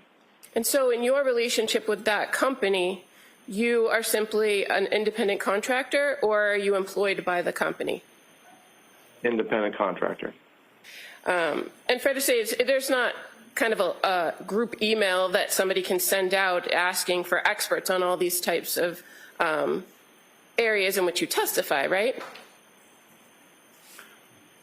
No, the Park Dietz and Associates would go to individual experts that they think might be appropriate for one or another case given the topic. Now, you were asked some questions about Dr. Halbrin, and I think last week on Friday you indicated that you didn't know him prior to working on this case. Is that correct? Correct. I had never met him. And so is he a name that was familiar to you in your area of general psychiatry? I knew that he was another expert that works with the Park Dietz and Associates group, but I had never met him. And in fact, he's not a general psychiatrist, is he? I believe he's a psychologist. Okay. And so your focus is different than his focus, correct? To some degree, yes. Now, how did it come about that you and Dr. Halbrin ended up going to Duxbury at the same time? Well, my memory is that to the extent that he also had been retained, that there was a need to that there was only going to be one opportunity for an examination by the prosecution. And so rather than create two different sets of interviews for Ms. Clancy, it was better to overlap them and have them happen concurrently. And in relation to the purpose of the interview with the person being evaluated, the defendant here, was there anything different about your approach and his approach as far as the information you were seeking to gather? Generally, no. As has been mentioned, he went ahead and did psychological testing on the second day. But other than that, it's still the same topic, the individual's mental health. And in regards to that particular, those days that you were there, it wasn't just you and Dr. Halbrin in the room with the defendant, correct? That's right. Who else was in the room? One person who served as a videographer, well, two individuals who served as videographers. Do you know who retained the videographer? I don't. And you're aware that Ms. Clancy was also on a one-to-one, so was there a staff member from Duxbury close by, if not in the room? Close by, but not in the room. And the person who was conducting the video, they were in the room running the video the whole time? That's correct. And fair to say, as it pertained to taking breaks, you and Dr. Halbrin offered the defendant multiple opportunities to take a break, correct? Yes. And we made it clear that we could take a break any time. And she repeatedly declined a break, right? I recall that, yes. Okay. And that would be contained within the video that was running throughout the course of your interaction with her, correct? Yes. At this time, Your Honor, I'd like to present as the next exhibit the recorded interview of the experts. All right, I see counsel at sidebar.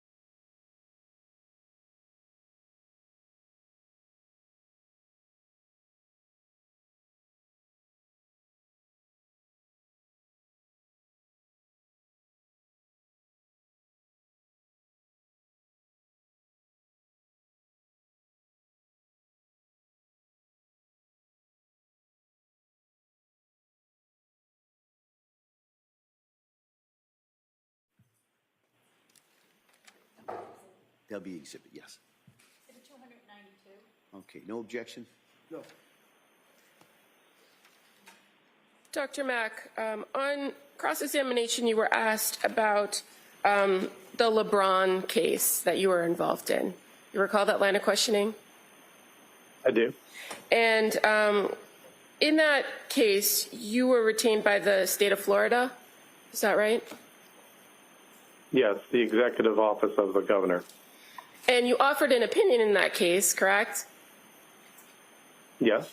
And was that testimony or by way of a declaration or a report? It was a report, and then there was a deposition.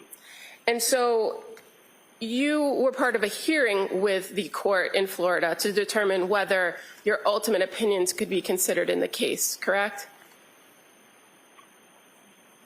I don't think that there was a specific separate hearing as to that point. Okay. My recollection is that in the phase of a summary judgment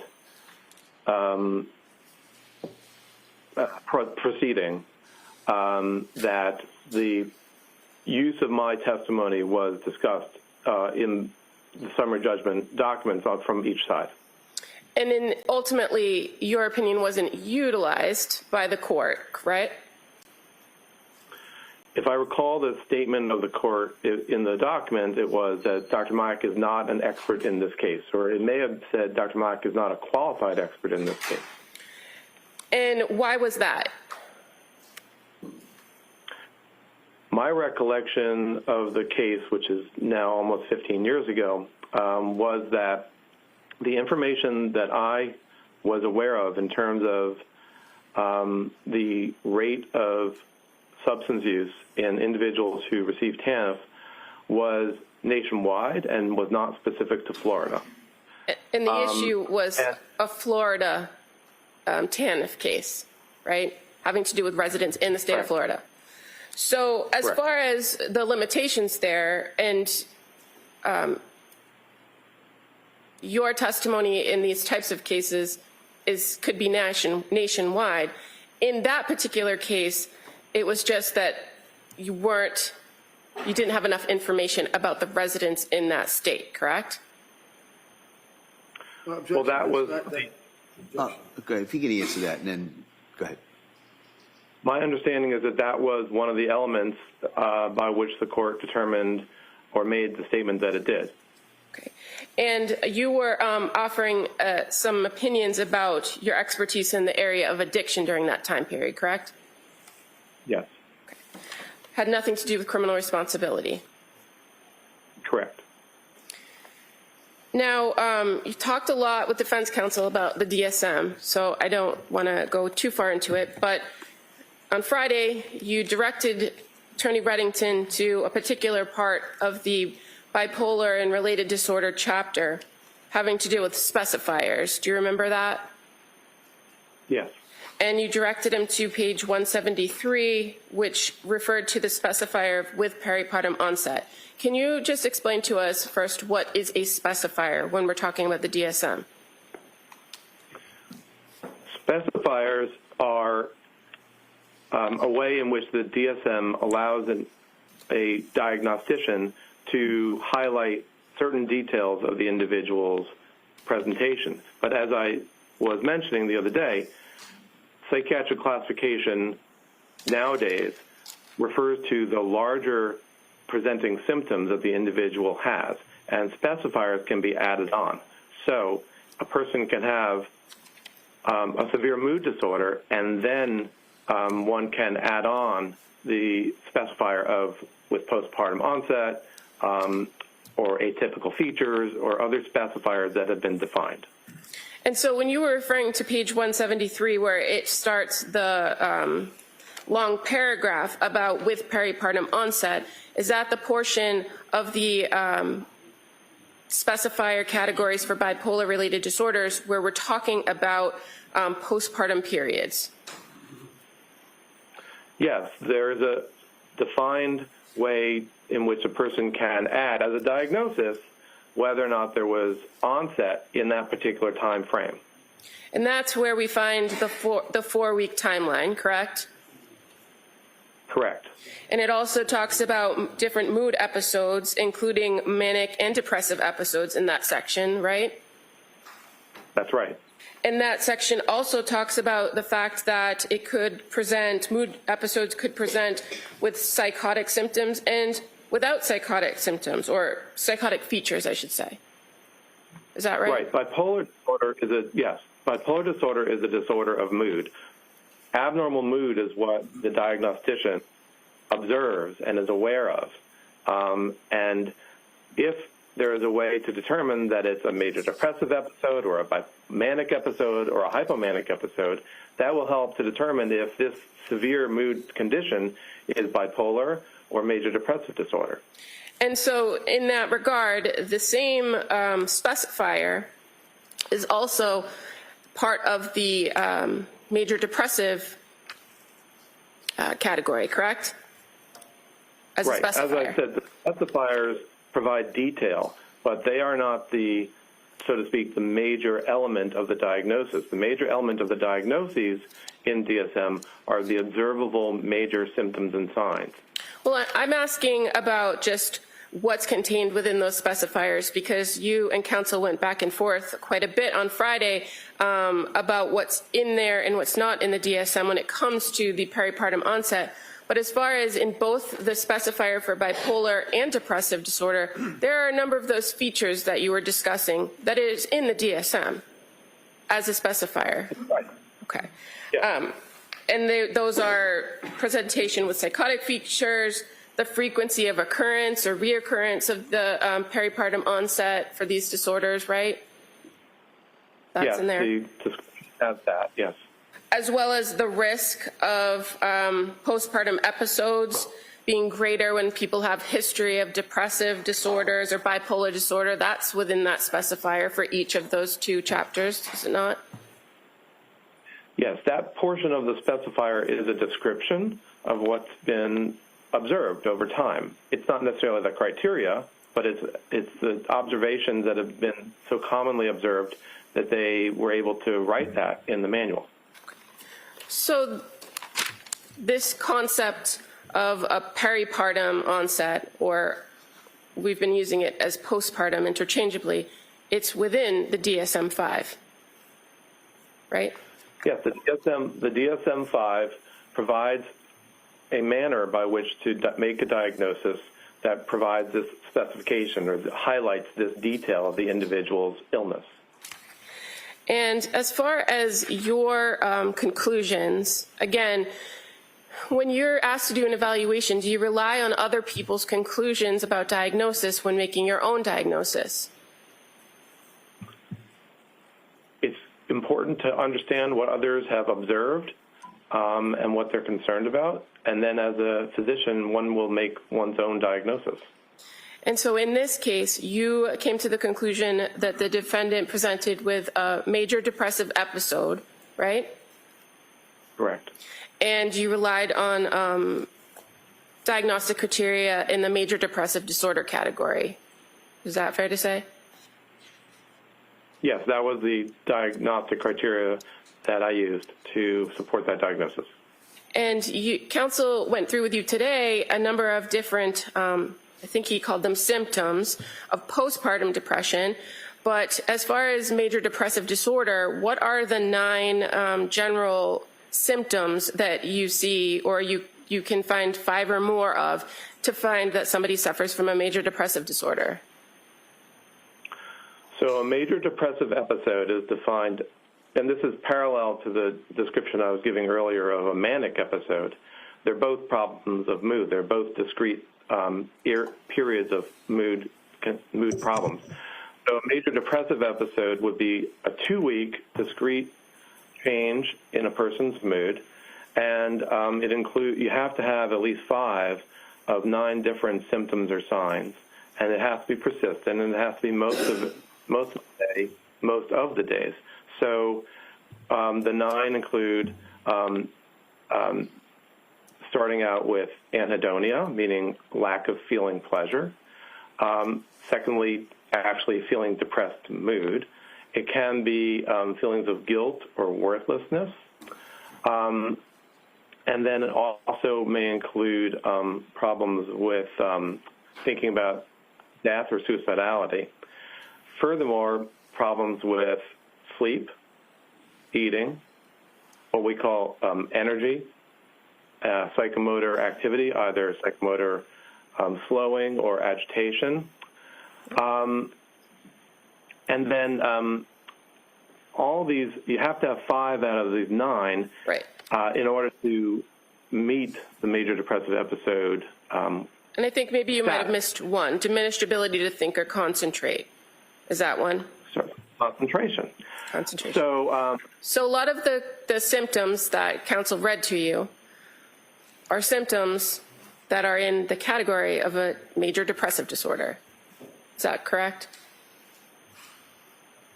yes, this is the method of making the diagnosis of a major depressive episode. So when you were asked on cross-examination about postpartum depression, and you kept answering that you found her to have a depressive disorder, are those the symptoms that you were speaking of when you were saying you found a major depressive disorder? Can I object?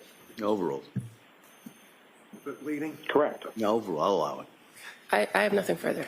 Okay. Thank you.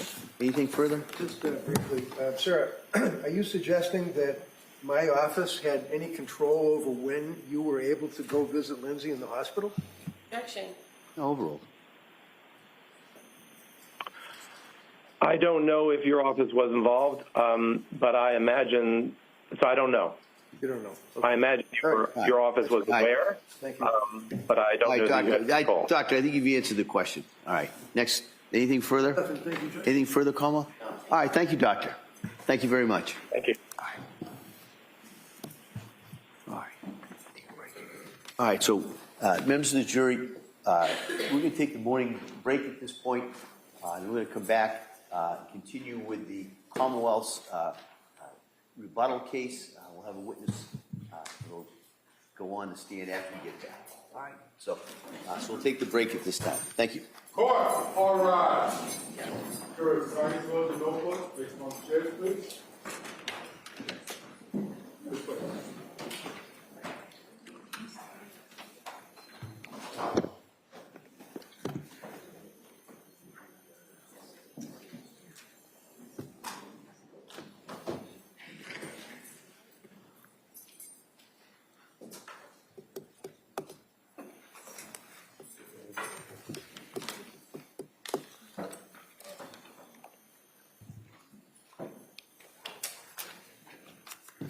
Jurors have exited the courtroom. All right. Anything we need to discuss before the break, Como? No, Your Honor. No, thank you. All right. So we'll be in the morning recess at this time. Thank you. Thank you. Court is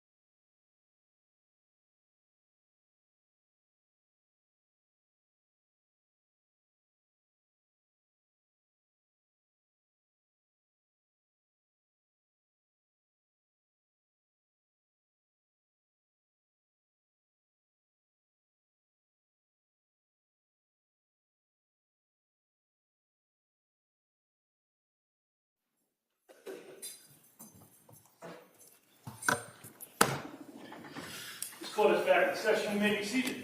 Your Honor, for the purpose of the record, we return back to the trial of Commonwealth versus Lindsay Clancy. All parties are present, excluding the jury. All right. Attorney Sprague, we ready for the jury? Yes, Your Honor. All right.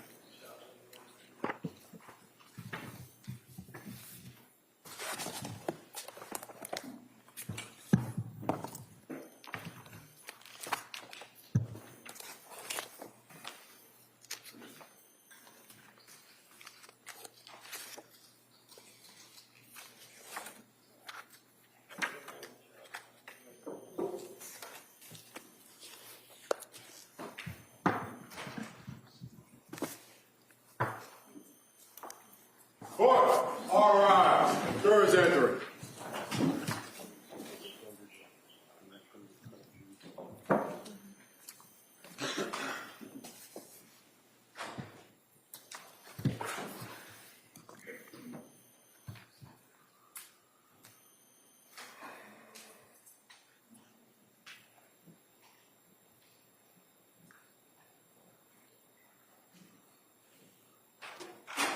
This court's now in session. Please be seated. Your Honor, for the purpose of the record, we return back to the trial of Commonwealth versus Lindsay Clancy. All parties are present, including the defendant and including the 18 jurors. All right. Thank you, Madam Clerk. Attorney Sprague, you call your next witness? Thank you, Your Honor. The Commonwealth calls Dr. Kirk Halbern.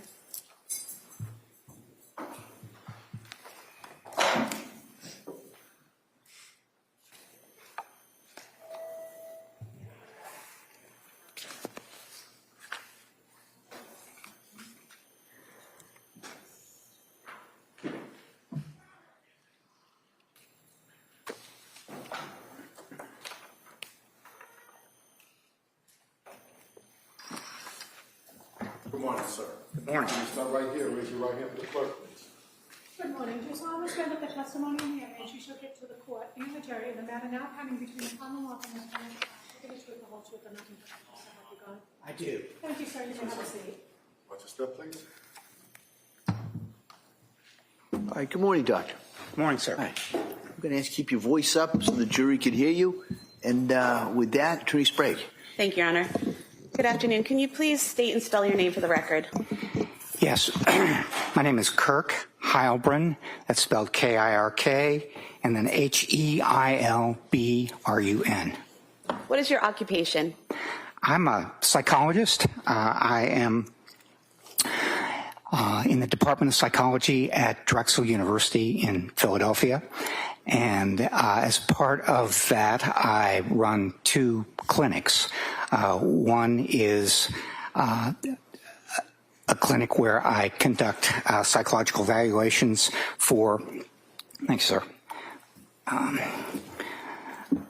for courts and attorneys, and the other is what we call the Reentry Project, where we provide assessment and treatment services to individuals who are either returning from federal prison or under the jurisdiction of a federal mental health court or have been exonerated following a false conviction.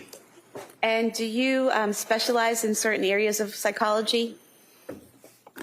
Yes, I do. I'm a forensic psychologist, and that means that I take the application of clinical psychology and I apply it to legal proceedings in criminal and civil matters.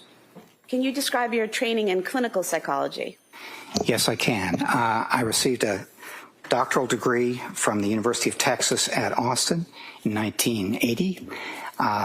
And as part of that, I received training in various sorts of assessment and treatment and therapy and research and things like that. And then also as part of that, I was involved in a full-time internship between 1979 and 1980 at the University of Texas Health Science Center at San Antonio.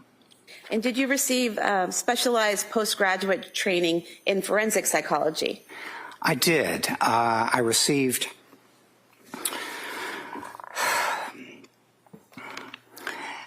from 1981 to 1982, I did a postdoctoral fellowship in the applications of psychology to crime and criminal justice. And what did that involve? That involved full-time exposure to clinical work in correctional and forensic populations, and also a thorough exposure to the clinical and research literature on assessment and interventions with these individuals. And are you licensed to practice psychology? I am licensed in the state of Pennsylvania, and I'm also part of something called PsyPact, which allows people licensed in one state to practice on a temporary basis in another state. And are you board certified in clinical psychology? I'm board certified with the American Board of Professional Psychology, which is the oldest and most rigorous kind of board certification agency organization in the country. And are you board certified in forensic psychology? Yes, I'm also board certified in forensic psychology with the American Board of Professional Psychology. And do you have experience in the treatment of individuals found either incompetent to stand trial or not guilty due to lack of criminal responsibility? I do. Between 1982 and 1991, I was first a staff psychologist, then a chief psychologist at the Florida State Hospital in Chattahoochee, Florida. And then between 1991 and 1994, I served as the clinical director of the forensic unit at Central State Hospital in Petersburg, Virginia. And at that time, I was also serving as an associate professor in the Department of Psychiatry at the Medical College of Virginia in Richmond. And as a part of these positions, I had responsibilities for providing assessment and treatment services myself, and also for supervising such services provided by others. And could you describe your job responsibilities at Drexel University? I could. I teach graduate and undergraduate courses in forensic assessment and law and psychology. And as part of the clinic that I mentioned a moment ago, I conduct forensic evaluations at the request of judges and attorneys, and I supervise individuals who are providing services to the individuals who are either coming back to the community from prison or under the jurisdiction of a federal mental health court, or who are leaving prison having been exonerated following a false conviction. And finally, I conduct research and supervise students who are working in psychology and law areas. And have you conducted research in the areas of abnormal behavior and criminality? I have. Over the course of my career, I've published about 240 articles, chapters, and books in the areas of aggression and violence, juveniles, mentally disordered adult offenders, forensic assessment, ethics, and malingering and deception. And two of those interests that are particularly applicable to the present case are risk assessment, which helps us understand the influences contributing to violent behavior, and also forensic mental health assessment, where we consider the important principles and steps that are connected with psychological and psychiatric evaluations in legal contexts such as criminal or civil proceedings. And are you involved in providing continuing education to mental health and legal professionals? Yes, over the past 15 years, I've presented about 50 lectures and workshops in the areas of forensic assessment, risk assessment, treatment, sexual offenders, and ethics. And Doctor, in your experience in doing forensic evaluations and in teaching people how to do forensic evaluations, would you call someone you're doing a forensic evaluation on your patient? No, I would call them perhaps someone who's being evaluated or an evaluee or something like that. They're not a patient because the role of therapist in treating a patient is different from the role of a psychologist or psychiatrist in conducting a forensic mental health assessment. They're different in a number of different ways, but basically what we try to do as a forensic evaluator is we try our best to conduct a thorough evaluation in which we are out there and trying our best to be accurate and just come up with something that is as true and accurate as we can possibly make it in terms of evaluating the questions that were asked. When we're working as a therapist, basically we're working to help somebody improve in their in various kinds of difficulties that they're having in life, symptoms, problems, and that sort of thing. And the two can conflict sometimes because as a therapist, I just want to do my best to help somebody. As a forensic evaluator, I want to do my best to be as accurate and open and thorough as possible, even if it doesn't necessarily help someone. And seeing as you've treated patients and you've conducted forensic evaluations, would you conduct a forensic evaluation on one of your patients if requested? I would not, no. If I were asked to do that, I would explain that those are two different roles, that there is very likely a conflict of interest that could arise if I try to do both, and I would refer whoever requested it to another individual to conduct the evaluation. And have you testified in cases as a witness on issues like competence to stand trial, criminal responsibility at the time of an offense, civil commitment, and other areas? I have. Over the course of my career, I've testified about 330 times with adults and juveniles. The issues have included things like transfer and sentencing, competence to stand trial, mental state at the time of the offense, civil commitment, and personal injury. I've testified on behalf of both the defense and the prosecution, and I've been qualified as an expert in juvenile criminal and civil litigation in both state and federal court. And I estimate that over the course of my career, I have conducted about 75% of the time I've conducted an evaluation and testified on behalf of the defense. And the remaining 25% have been conducted and testified on behalf of the prosecution or by order of the court. And have there been times in that 25% of your casework that you've been retained by the prosecution, say for a criminal responsibility evaluation, where you find that the defendant is not criminally responsible and you have to tell the prosecutor that? Yes, that happens with the prosecutor, and it also happens with the defense.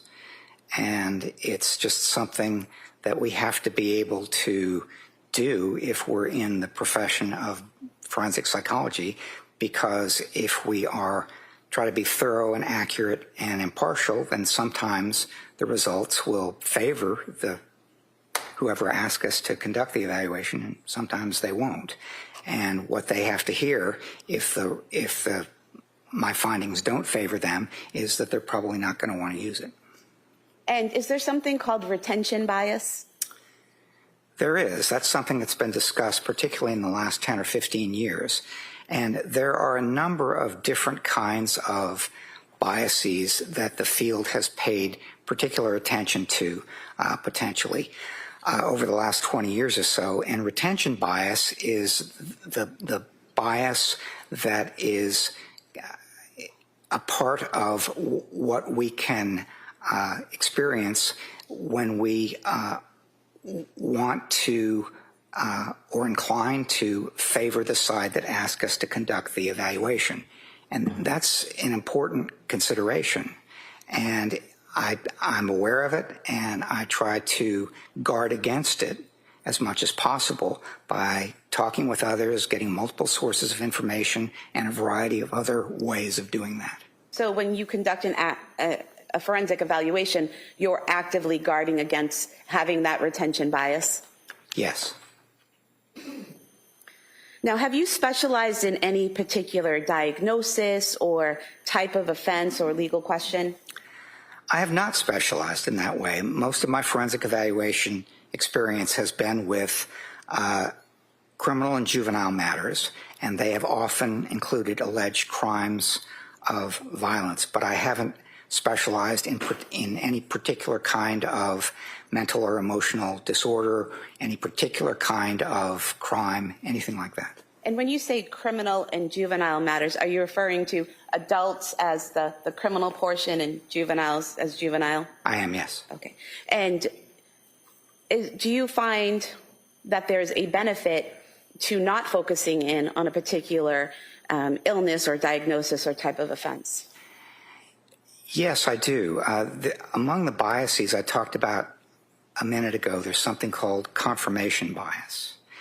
And basically that's if you make up your mind earlier or incline toward one particular diagnosis or anything like that, then there can be a real problem, because when you get conflicting information, that is information that's not consistent with that decision that you've made or leaned toward early on, then the problem becomes you pay attention to the information that's consistent with it and you stay away from the information that isn't.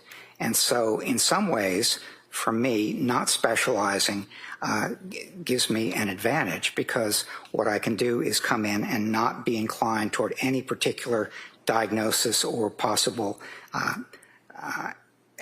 answer to a particular set of questions or a particular hypothesis or anything like that. What I can do is do my best to look at the different possibilities, and when there's evidence favoring one or supporting one, I'm inclined toward that.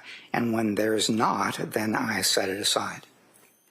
And have you had leadership experience in your field?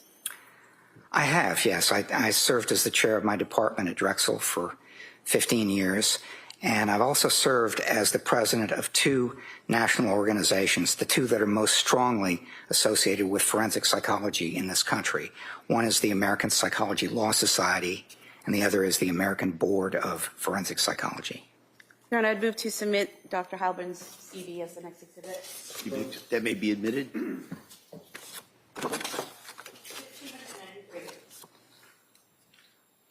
Doctor, were you asked to conduct a forensic evaluation of Lindsay Clancy? I was, yes. And what did that entail, that forensic evaluation?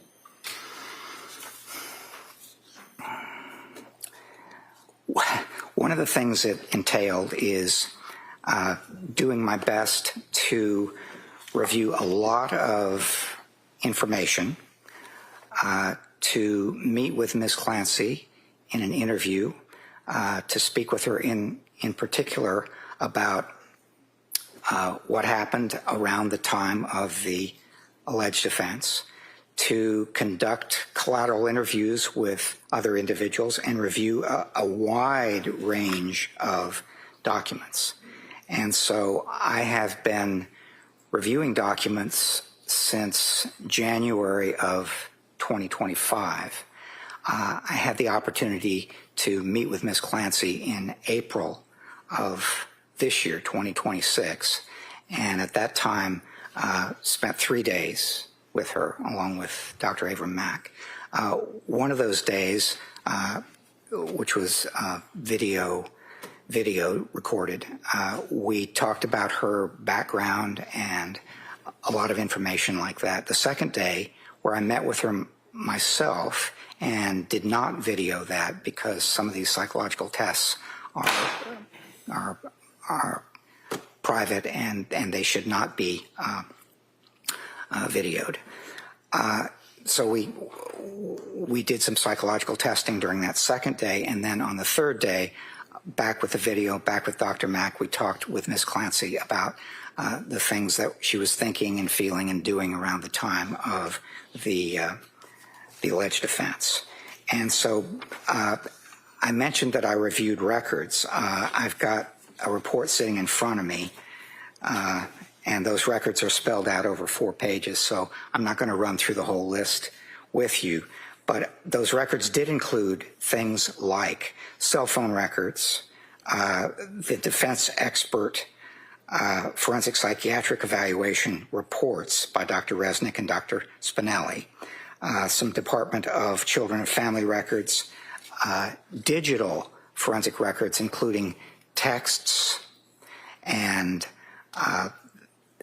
information that was provided by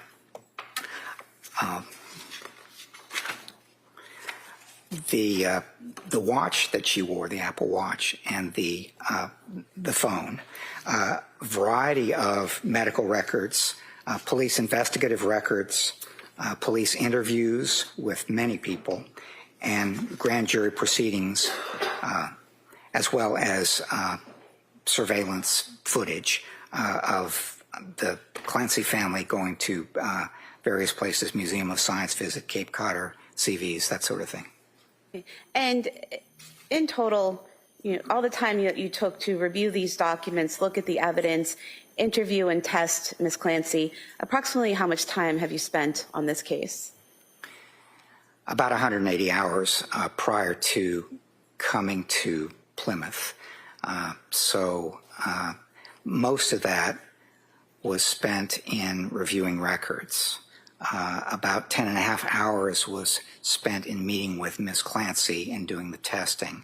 And then another hour and a half was spent in collateral interviews. And who did you interview in collateral interviews? I interviewed her former husband, Patrick Clancy, and his mother, Ms. Clancy's mother-in-law, Sue Clancy. And did you also request to interview Ms. Clancy's mother and sister?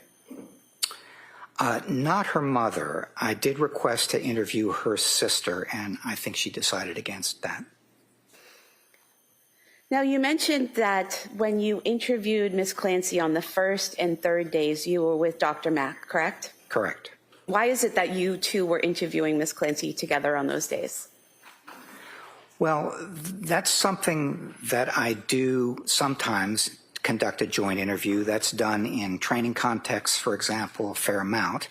And in this case, many of the questions that we were going to ask her, a large number of the questions that we were going to ask her about her background and her history were going to be similar. So we were able to conduct those, ask those questions in a way and save some time, keep her from having to go through and ask and answer them twice. Then the third day, again, many of the questions that we were going to ask had to do with her thinking, feeling, and behavior leading up to the time of January 24th. And basically, it involves kind of a step-by-step process, going very slowly, getting a lot of detail. And we expected that many of those questions, sort of step-by-step detail, were going to be things that we would be able to work on, or they were going to be things that we could ask twice, or we could ask once and see it on the video. And in terms of your interviewing Ms. Clancy together, after that was done, did the two of you come up with a joint opinion on a diagnosis? We did not, no. Although we were interviewing her together on 2 days, we took that information and we each independently came up with our own report, our own review of that information, our own analysis of what it meant, and so on. So, no, we wrote separate reports. We actually did not agree on the diagnosis.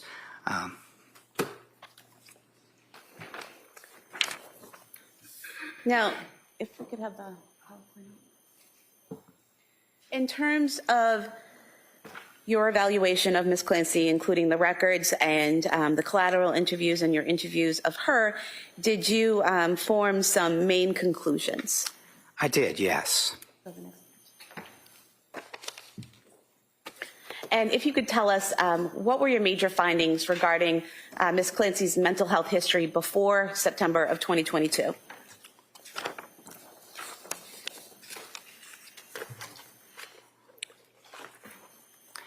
She had a fairly limited mental health history before September 2022. She did experience some anxiety related to achievement, She's a very strong student in school, and she got straight A's, basically. She experienced some anxiety while in nursing school doing case presentations because you have to stand up in front of a group, and that made her kind of anxious. And then she had some anxiety connected with her 3 pregnancies, some in the beginning about the ultrasounds and so on, and some sort of as she was returning to work. So after each child, she'd have some time off with a child, and then after several months she would return to work. And on each of those occasions, with Cora and Dawson and Callan, she had some anxiety because she didn't like to leave her children. That was an important consideration for her, whether it was dropping them off at school or returning to work or leaving them with a babysitter or going out with friends, going out on date night. She didn't like to leave them. And so those were some of the things that were connected with her mental health history before September of 2022. And this was in the context of her growing up as a highly achieving individual, getting very strong grades, competing in sports and competitive cheerleading. These are all things that the anxiety probably pushed her a little bit more in the direction of doing this very well, because she was a very hardworking and highly self-disciplined individual. She also grew up in a family that was close and comfortable, and had a number of friends that she spent time with, both as a girl and a teenager and so on. But she was very highly achieving, and I think one of the important aspects of her mental health history before September of 2022 is that she really did not experience anxiety in a way that interfered very much with her functioning. She had a little bit of she had about 6 months worth of treatment for the anxiety connected with the nursing school. But it was not something that interfered with her life very much prior to September of 2022. And doctor, did you also learn that growing up as a child, she didn't experience any type of abuse, witness any domestic violence, have any sort of trauma or anything like that as she was growing up? Yes, one of the psychological tests, which I'll talk about a little bit later, is called the Adverse Childhood Experiences measure, and that's something that asks an individual whether they went through what we would call adverse experiences or traumatic experiences as a child and an adolescent.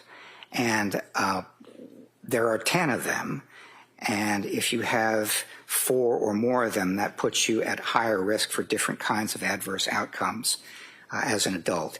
She did not endorse any of those. So on the ACEs questionnaire, she had a 0, which really goes to the question that you ask of whether she had adverse or traumatic experiences as a child. And so she did not, correct? She did not report any. She did not report any, and there were any number of individuals who were asked similar questions about her childhood and her adolescence, and they all said basically no, she did not. And then can you tell us about your major findings for the mental health history beginning in September 2022? Yes, I can.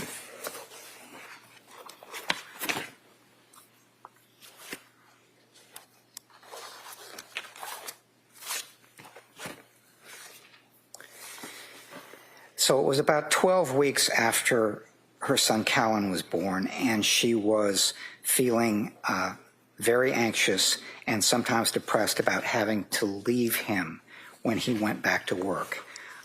There were two reasons for that. One is that she had felt anxious about leaving her children on a number of occasions and with the previous kids. But the second reason was she was breastfeeding and Callan was not taking the bottle. And so she was worried if she went back to work. She worked as a labor and delivery nurse on the night shifts. And she was worried that if she left Callan home and he woke up in the night and wouldn't take the bottle, there would be a problem. And so that was what got her particularly anxious. And what happened was she searched for a psychiatrist, found one, Dr. Jennifer Tufts, in September, and went to Dr. Tufts and got a prescription for Zoloft she wanted to reduce her anxiety somewhat. And she didn't begin taking it immediately. She was a little bit worried about the impact that it might have on the breast milk. But sometime in October, she began taking the Zoloft. And things started getting very difficult at that point. And doctor, did you learn how things became difficult from the records in your interview of her? I did, both of those, and from, I guess you could say the records, because a number of people had talked about that, including her husband, Patrick, and I also got some of that information from him as well during the collateral interview. And what did you learn?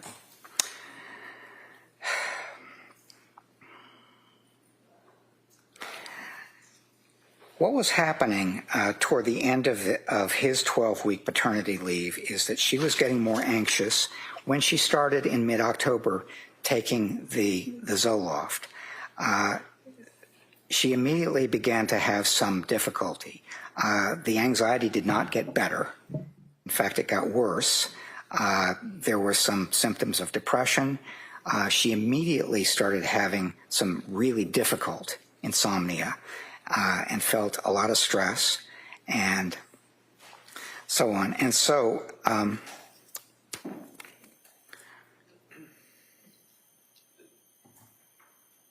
in October and moving into November, she had hoped to return to work and planned to return to work, but it was not going to work out for her because her symptoms were really difficult. So in the middle of November, she texted her mother-in-law, Sue Clancy, who was at work, also a nurse, and she was in the emergency room at South Shore Hospital. She felt unwell. She was having problems sleeping. She had a racing heart. She had lost some of her appetite. Continuing into November, she was struggling with anxiety, severe insomnia, palpitations. She was just having a lot of difficulty with the thought of leaving the baby, erasing thoughts, feeling overwhelmed, and things like that. So moving further into November, into late November, she was just having real difficulty with sleep disruption, and she had concerns all along, starting in mid-October, about the impact of the medications. It was her thought that the medications were giving her some of these adverse reactions because it was really difficult for her to look at this and say, I wanted to get some improvement in the anxiety, and I did not. Instead, it got worse. And so late in November, she was still having a lot of trouble sleeping. She thought that she was close to what she called the end of her rope.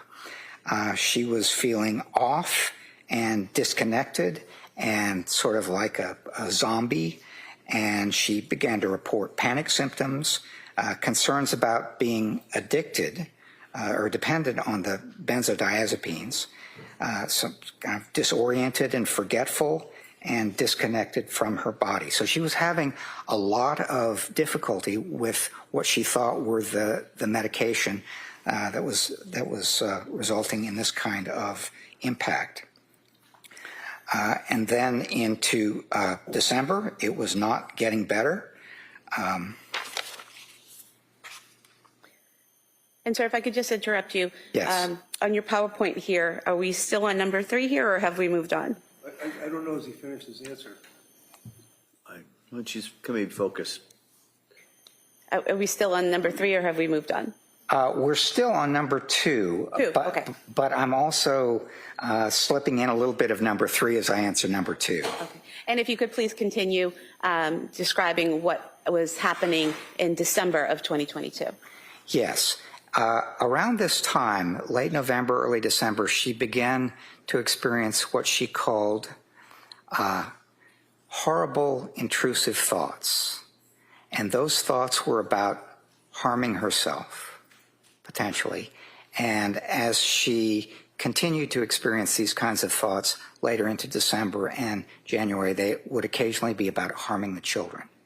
But for the most part, particularly early on, these were thoughts about possible suicide and harming herself. And the way she described it is these thoughts would just pop into my head, and they included things like, your brain is damaged, you need to kill yourself. Now, the way she described these is they were not auditory hallucinations. Instead, they were her own thoughts. They were intrusive and unwelcome, but they were not auditory hallucinations. And that's important because if she had been hearing a voice like you're hearing my voice right now, it comes from outside of your head. And that's a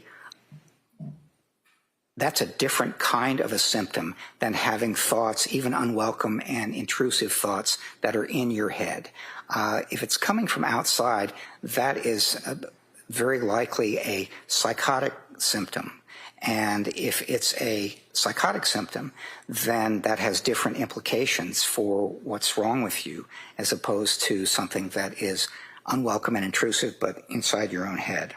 And doctor, the way she described these thoughts that she was having in December about harming herself, in the medical records and in her conversations with you, she described those as unwelcome but internal thoughts, correct? Yes, that's right. It was important because of what I just said that I asked her the question, when you were experiencing these thoughts, were they like your own thoughts or were they like auditory hallucinations? And she said they were like my own thoughts. And she made it clear that they were unwelcome and intrusive, but they were like my own thoughts. And she didn't get to talking about experiencing auditory hallucinations, as I will talk about a little bit later, until January 24th.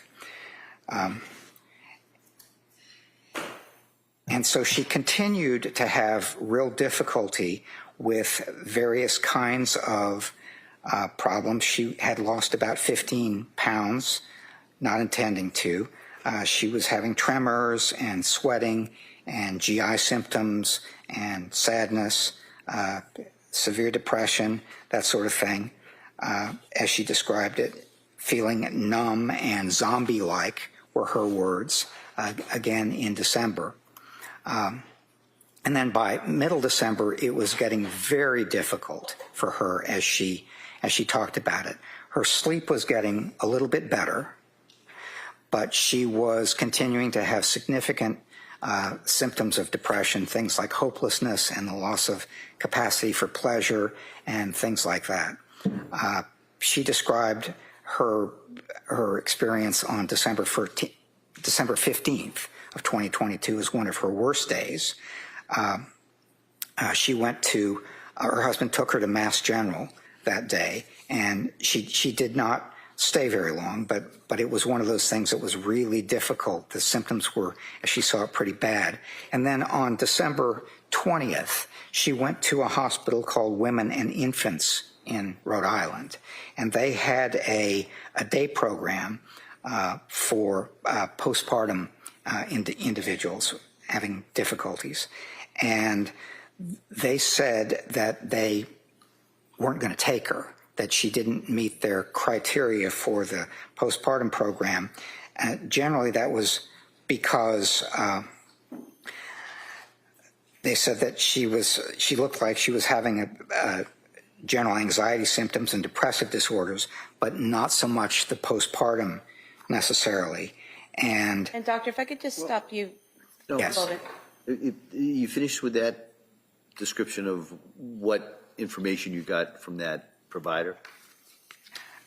not quite, Judge, but almost. Okay. I apologize. Yes. You can finish. So she was not going to remain in women and infants, and the next step that she took was hospitalization at McLean. And so if I could ask you a follow-up question now, before we Yes. go on to McLean. Yes. About women and infants. Were you able to review the women and infants records? I was, yes. And looking at the women and infants records, on page 9 I have here, it states that patient was offered several options for her, including inpatient treatment for medication management, a partial hospital program focused on general mental health, or continued outpatient management. Patient plans to follow up with her outpatient provider for guidance. So even though they said she didn't necessarily fit into their postpartum program, they did offer her 3 other programs, correct? They did, yes. And her response, Ms. Clancy's response, was that she was going to discuss that with her provider for guidance, correct? Yes. And in reviewing the records of Dr. Tufts and Rebecca Gelada, did you ever see any mention of the defendant actually following through with that and discussing with them those 3 options that were offered by women and infants? No, what I saw is that they were back to being treated according to the plan and the medication and so on. But she was back to being treated, discussing with Dr. Tufts what the best implications were for treatment. Okay. And then you were about to talk about what happened at McLean. So if you could please tell us what you learned about McLean and how that was impactful to your analysis or your evaluation. Yes. She was admitted to McLean on January 1st of 2023. And what got her there was suicidal thinking. That was very difficult for her. That was a very difficult time to experience that sort of thing. And so she went into McLean on January 1st, and their admission documentation listed postpartum depression and major depressive disorder, which they described as recurrent and mild. While she was in McLean, what she reported as her primary concern was insomnia. And she said that while she was hospitalized, it actually made her more anxious than being at home. And when she was asked about the suicidal impulses and thoughts, she said that she would not commit suicide because of her children and her mother. So she had they asked about reasons for living, among other things, and those were some of the ones that she cited. Doctor, would that be called a protective factor? Yes, sometimes it's called a protective factor. And that's something that protects you or prevents you from committing suicide? Yes, would keep you from doing something like that. Okay. And then what were your further findings? So she stayed at McLean for 5 days, and she was documented as not having safety concerns and at minimal risk for returning to the community by January 3rd.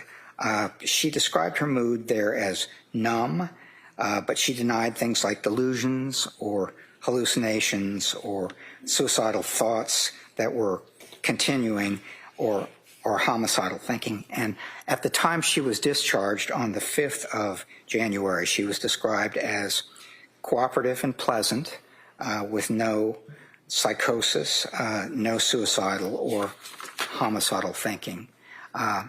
And she said, when I was asking her about it, that when she left McLean, she had what she described as a small shred of hope after discharge, because she was off of medication, Seroquel, which she thought was causing her a lot of trouble. But but the intrusive suicidal thoughts returned, she said, within a week or so following her discharge from McLean. And would we be moving on now to number 3 on your PowerPoint? Yes, we are. Symptoms following the beginning of medication. So what were your major findings in that area? Well, I have, I think I've combined 2 and 3 as I've talked about this, because one of the things about this is after she started taking the medication in October, the Zoloft, she had, the anxiety didn't get better. She had great difficulty with insomnia. And she said she was numb. She felt like a zombie. It wasn't something that she was able to see any improvement in. In fact, she thought it was getting a lot worse. And so basically, what she thought is that the symptoms that she was experiencing following taking the medication that was prescribed beginning in October, she said the symptoms were getting worse, particularly a new symptom, which was insomnia. We could move on to the next slide. Doctor, and does that bring us to number 4 on your PowerPoint, the adverse response to medications, including bad insomnia? Yes, and I won't take nearly as long in talking about that, because one of the things that she thought was happening when she began taking that medication in October is that the medication itself was far from making the anxiety better. It was making it worse and keeping her from sleeping, and it was, she thought, making it difficult for her to she thought that the medication was actually making it a real problem for her to sleep, to feel. She felt emotionally numb and that sort of thing. And so accompanying the bad insomnia with the apparent adverse responses, producing the insomnia and other things, was a real problem for her as she saw it. And it's one of the things that she continued to emphasize to providers, whether it was Dr. Tufts or Ms. Gelada, a nurse practitioner. She said, basically, I think these medications are making me worse. But one of the things, moving on to number 5 there, one of the things she also said is that she was focusing on making the anxiety, helping the anxiety get better through medication. There was a little bit of counseling going on with Ms. Gelada, but one of the things that she did not really have was, say, a cognitive behavioral therapist or something like that to help her work through the problems. She thought that medication was going to try to help, and it really did. It was something that she focused on a good deal.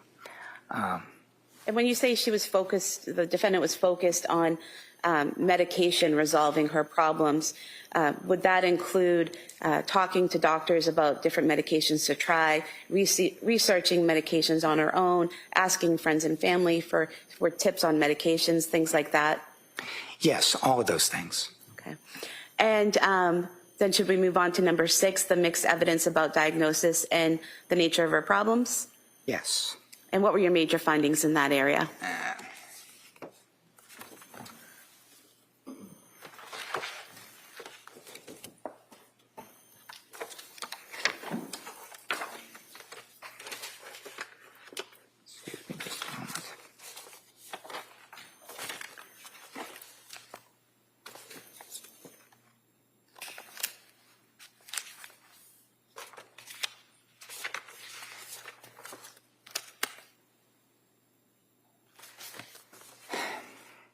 Over the course of the time that she was going through these experiences between mid-October and late January, she'd had a lot of providers offer a lot of diagnoses, and there were a lot of complicating considerations. So among some of the diagnoses that she'd been given were adjustment disorder with anxiety and depression, generalized anxiety disorder, major depressive disorder, bipolar disorder 2, postpartum depression, postpartum psychosis, post-traumatic stress disorder. That last one was not before January of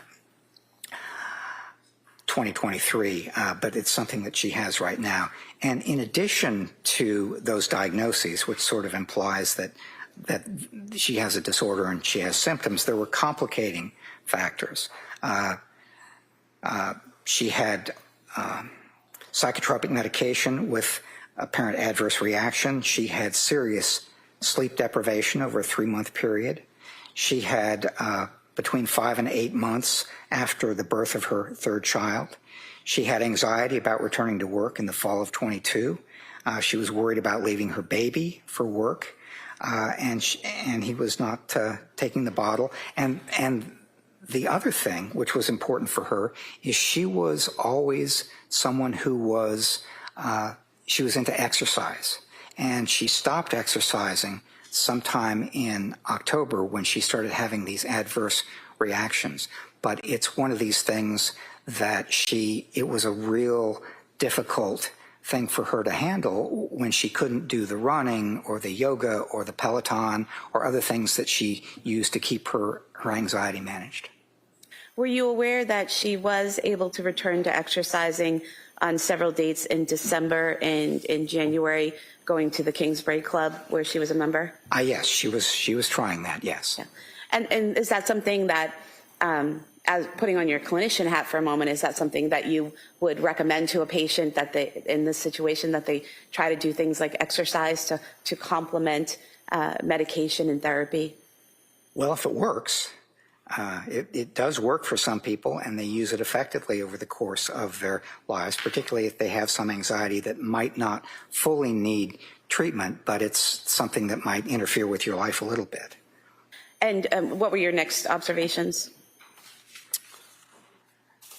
Well, if we could move on to the next slide, please.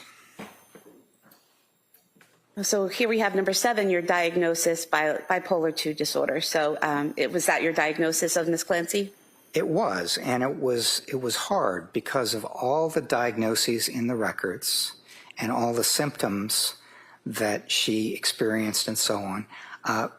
To make a diagnosis of bipolar disorder or bipolar 2 disorder, which is a kind of a less serious way of experiencing bipolar disorder, you have to have identifiable mood swings, and one is a period of depression, which she certainly had, but a period of depression, and that was something that made a big difference over a certain period of time in depressed symptoms and sadness and not having much or not having much motivation and things like that. But you also, for a bipolar diagnosis, need something where you have an identifiable period where the mood is much greater. It's much. One of the things that I might say is that one feels during a manic period sort of high, jumpy, decreased need for sleep, racing thoughts, sort of flight of ideas, thinking really fast, excessive appetites for different kinds of things, not getting tired, feeling important and powerful, and things like that. And I was having a hard time finding something that looked like it was a manic episode. There were times when she felt, as she described it after the birth of different children, she felt good, she felt on top of the world, she felt really close to them, to her husband and her kids, and so on. But it's also something that it didn't look like a manic episode so much as it looked like she was really feeling good and getting back into exercise and things like that. So it's one of those considerations where the thing that sort of gave me pause for a while in diagnosing a bipolar disorder is that I didn't see that manic episode. But what really convinced me is that she's been at Duxbury now for more than 3.5 years. And the diagnosis of record at Duxbury is bipolar disorder.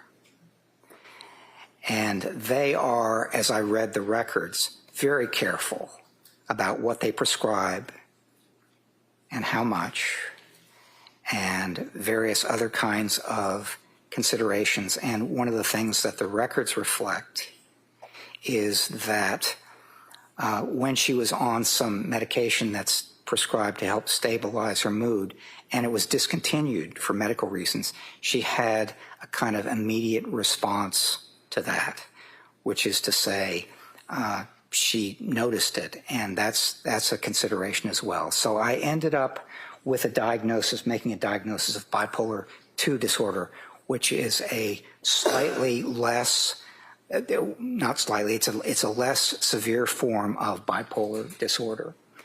And doctor, why did you diagnose with bipolar II and not bipolar?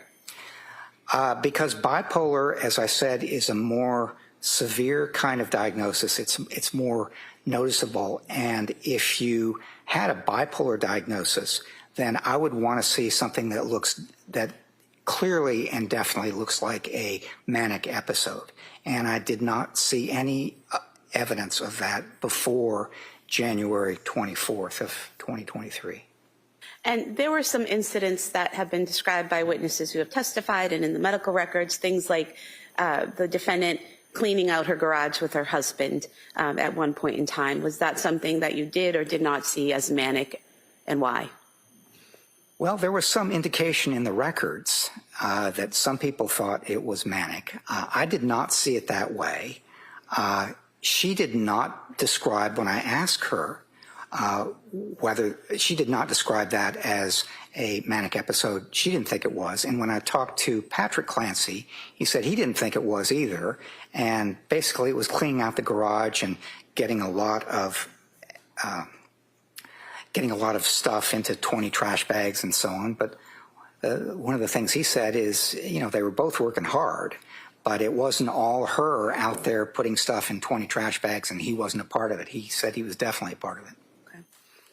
And would it be accurate that bipolar disorder requires that period of mania for, I believe it's 7 days, where bipolar II requires hypomania for 4 days? Is that right? Yes, that's right. Okay. And so did you see signs of hypomania? Well, that's something where it's less clear that it's manic, and that's one of the things that inclined me toward bipolar II is I just did not see signs that were clearly manic episodes, but it looked like something that it possibly could have been a less serious or less severe manic episode. And in terms of this diagnosis, this bipolar II, is there a way to determine whether she always had this disorder or if it's something new, and if it's something new, when it appeared? It's a disorder that typically comes on in adulthood. It's not something that you have as a kid or even for the most part as an adolescent. It's something that you start to show the signs of when you are in your 20s or 30s. Okay. And so at this point, would it be time to move on to number 8 on your PowerPoint? Yes. Which would be criminal responsibility evaluation, so mental state and legal standard are relevant. So what were your findings on number 8? Well, one of the things that I wanted to say about number 8 is that I wasn't called up here just to make a diagnosis or talk about symptoms. This is a criminal responsibility evaluation. And one of the things that I take a look at very carefully when I'm doing something like this is what's the standard for criminal responsibility in the jurisdiction. Now, I'm aware that the court will instruct the jury about the standard and how you apply it and so on, but my understanding of the standard for criminal responsibility in Massachusetts is that a person is not criminally responsible if, at the time of the offense, they suffered from a mental disease or defect, and as a result, lacked substantial capacity either to appreciate the criminality or wrongfulness of their conduct or to conform their conduct to the requirements of the law. So there were really three parts.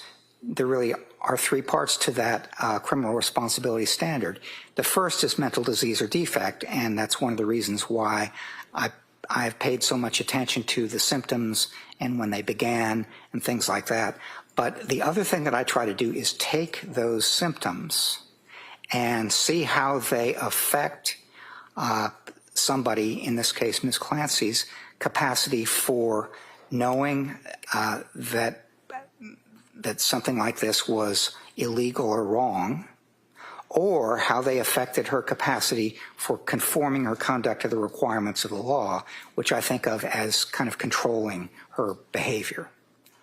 And to determine, is that something that those three elements are those things that you kept in mind throughout your evaluation of the records and your interview of the defendant and the psychological testing that you did? It is, yes. And it's something that I put on page 1 of my report because I always try to do that to try to make it as clear as I can that this is something I'm paying attention to throughout the entire evaluation. So that's your mindset when approaching the evaluation of Ms. Clancy? It is, yes. Okay.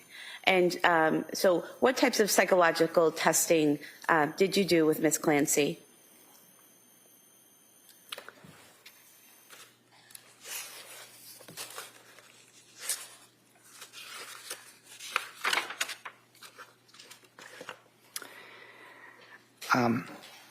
There were several reasons why I wanted to do psychological testing.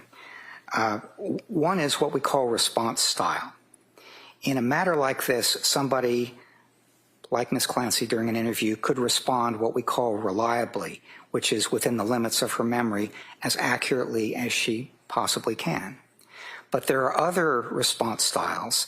One is that somebody could do what we call exaggeration or even fabrication. Sometimes that's called malingering, which is they distort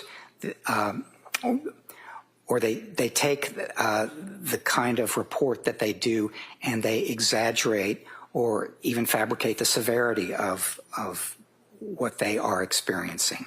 And then the other kind of response style is to underreport, basically to say, I'm going to minimize or even deny things that I actually experience. So response style is always important in doing a forensic evaluation like this, and I paid attention to it. And one of the psychological tests that I administered, something called the Minnesota Multiphasic Personality Inventory, has scales that allow me to look and say, is she being kind of reliable, or is she exaggerating or fabricating, or is she minimizing or denying? So that was one of the reasons that I wanted to do these tests. The second is I wanted to pay attention to possible symptoms of what we call severe mental illness, things like hallucinations or delusions or mental disorganization. They can't really kind of focus on what's being discussed so much as you tend to get off track or have tangential speech, which is kind of running off the topic and going to different ways and so on. Cognitive disorganization is another speech. There's also review of her reported symptoms around January 24th of 2023, and I wanted to ask her questions in a fairly comprehensive way about that. There are other symptoms that she was experiencing reportedly, depression in particular, and I wanted to know how depressed she was feeling. And so that was something that I could also measure with these psychological tests. And then finally, suicidal thinking was quite important. and I wanted to ask her questions about her thinking and feeling and behavior related to suicide, kind of leading up to January 24th and then around that time. So these are all reasons why I gave her psychological tests. Could I have you pause there for a moment? Yes. I'm not sure if it's a good time This is to a good break. time to break. All right, why don't we do that? Thank you. All right, so members of the jury, we're going to take the afternoon recess at this point. You know my instructions, so they're going to be the same. Don't talk about this case. Don't do any research about this case. Don't listen to anything about it. Don't read anything about it. Have a nice break, and we'll have you come back here about 2 o'clock. Okay? Court, all rise. All rise, please. Good. Close your notebooks, place them on your chair. This way, please.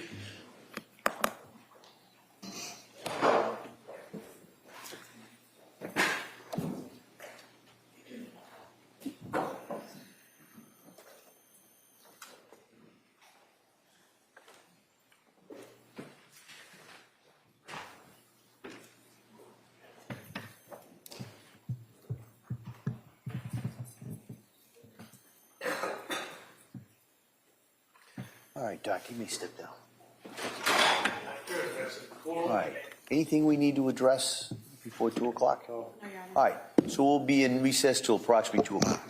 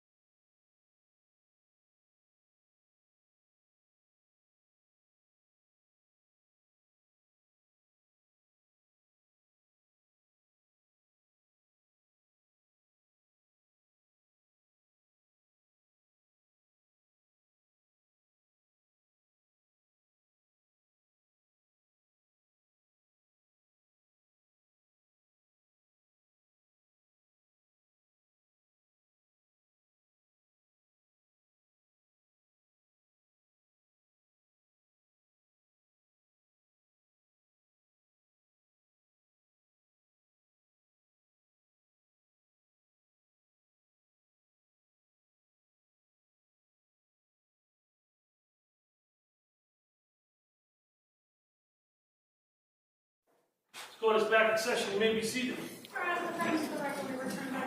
Commonwealth versus Lindsay Clancy. All parties are present, excluding the jury. All right, counsel, we all set for the jury? Yes, Your Honor. All right, yeah, bring him in.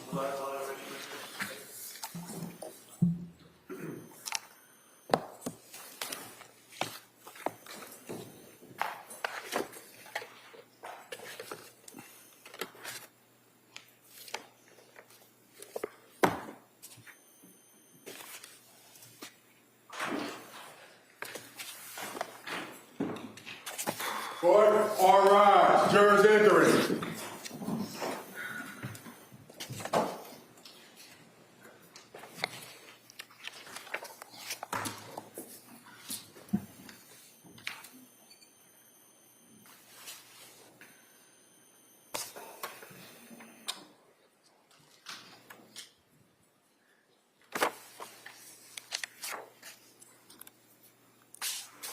This court's now in session. Please be seated.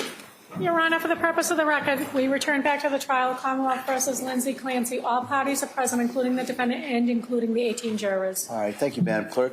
Members of the jury, we're going to return now to the direct exam of this witness. All right? Counsel. Thank you, Your Honor.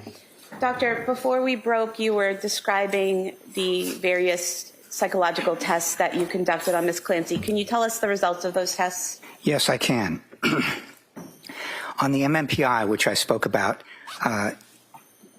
first, and this was, of course, 3.5 years after the alleged offense.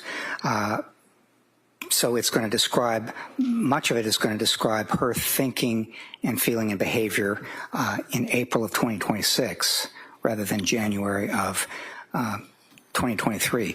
But it's something that's always a challenge when you try to reconstruct what happened some time ago. And so some of these tests were administered from the standpoint of what was it like for you back then.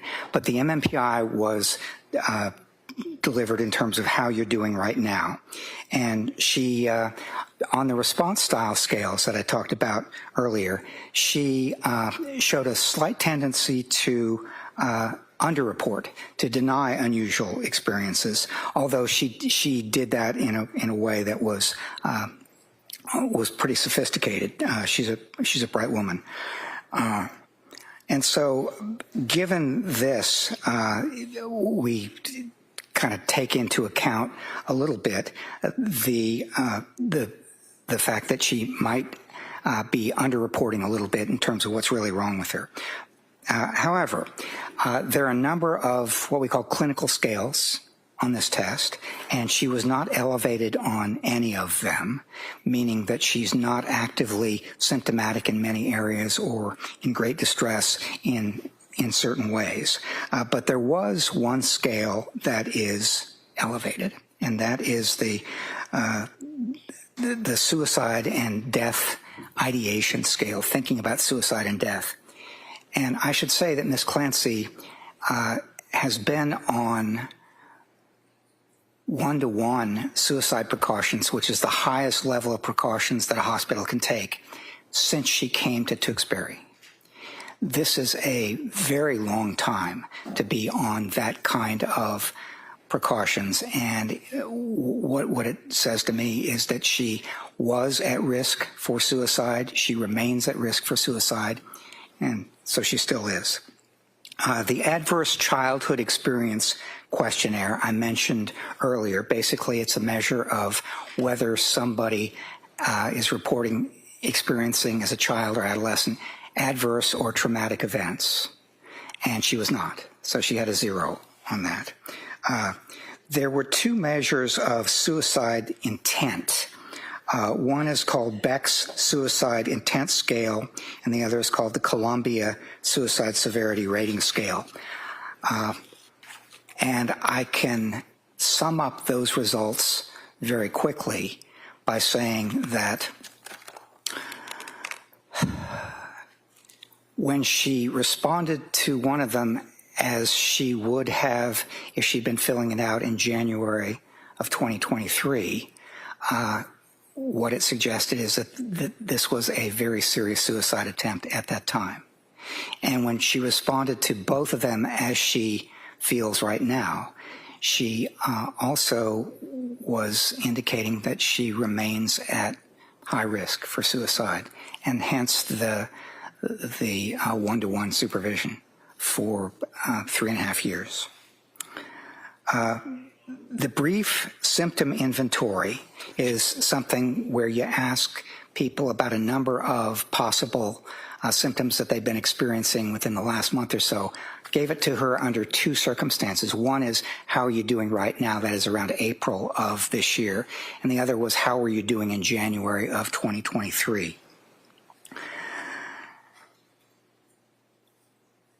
Her description of how she was doing in January of 2023 is that she endorsed feeling blue or still extremely depressed, feeling no interest in things, thoughts of death or dying, feeling hopeless about the future, feeling very self-conscious with others, and the idea that something is wrong with her mind.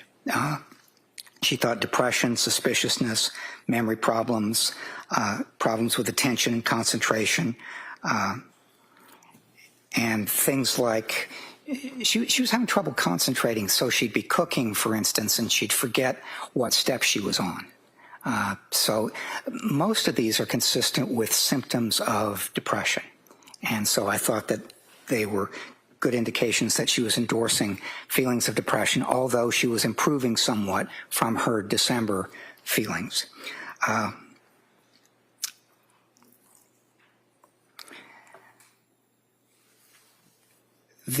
Something called the Obsessional Beliefs Questionnaire has 3 scales.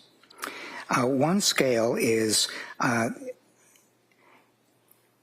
of responsibility threat estimation, which is a belief about your personal responsibility and overestimation of threats. She was not elevated on that. A second was perfectionism and certainty. She was not elevated on that either, although she works hard and so on, but she was not elevated on the perfectionist aspect of this test right now. However, she was elevated on something called importance and control of thoughts, meaning that for her, it's always been important to be able to work hard and control what's going on with her mind and her life. And one of the things that I'm going to talk about in a few minutes that I think was making her depressed and hopeless and sad and so on is that she had been trying very hard since October to basically control the problems that she was having, and it wasn't working. It was not succeeding for her. Okay, and then there was something called the Lahoney-Slade hallucination scale. And so she endorsed the following things. Sometimes a passing thought will seem so real it frightens me. Sometimes I get distracted trying to concentrate on my work. That was something she endorsed back in 22 and 23. In the past, I've had the experience of hearing a person's voice and then found there was no one there. That was only on January 24th. I often hear a voice speaking my thoughts aloud, again, only on January 24th. I've been troubled by hearing voices in my head, again, only on January 24th. All right, so those were the psychological testing results, and I'm going to move to the last item on the PowerPoint here, which is why it was important for me to consider her motivation for killing her children.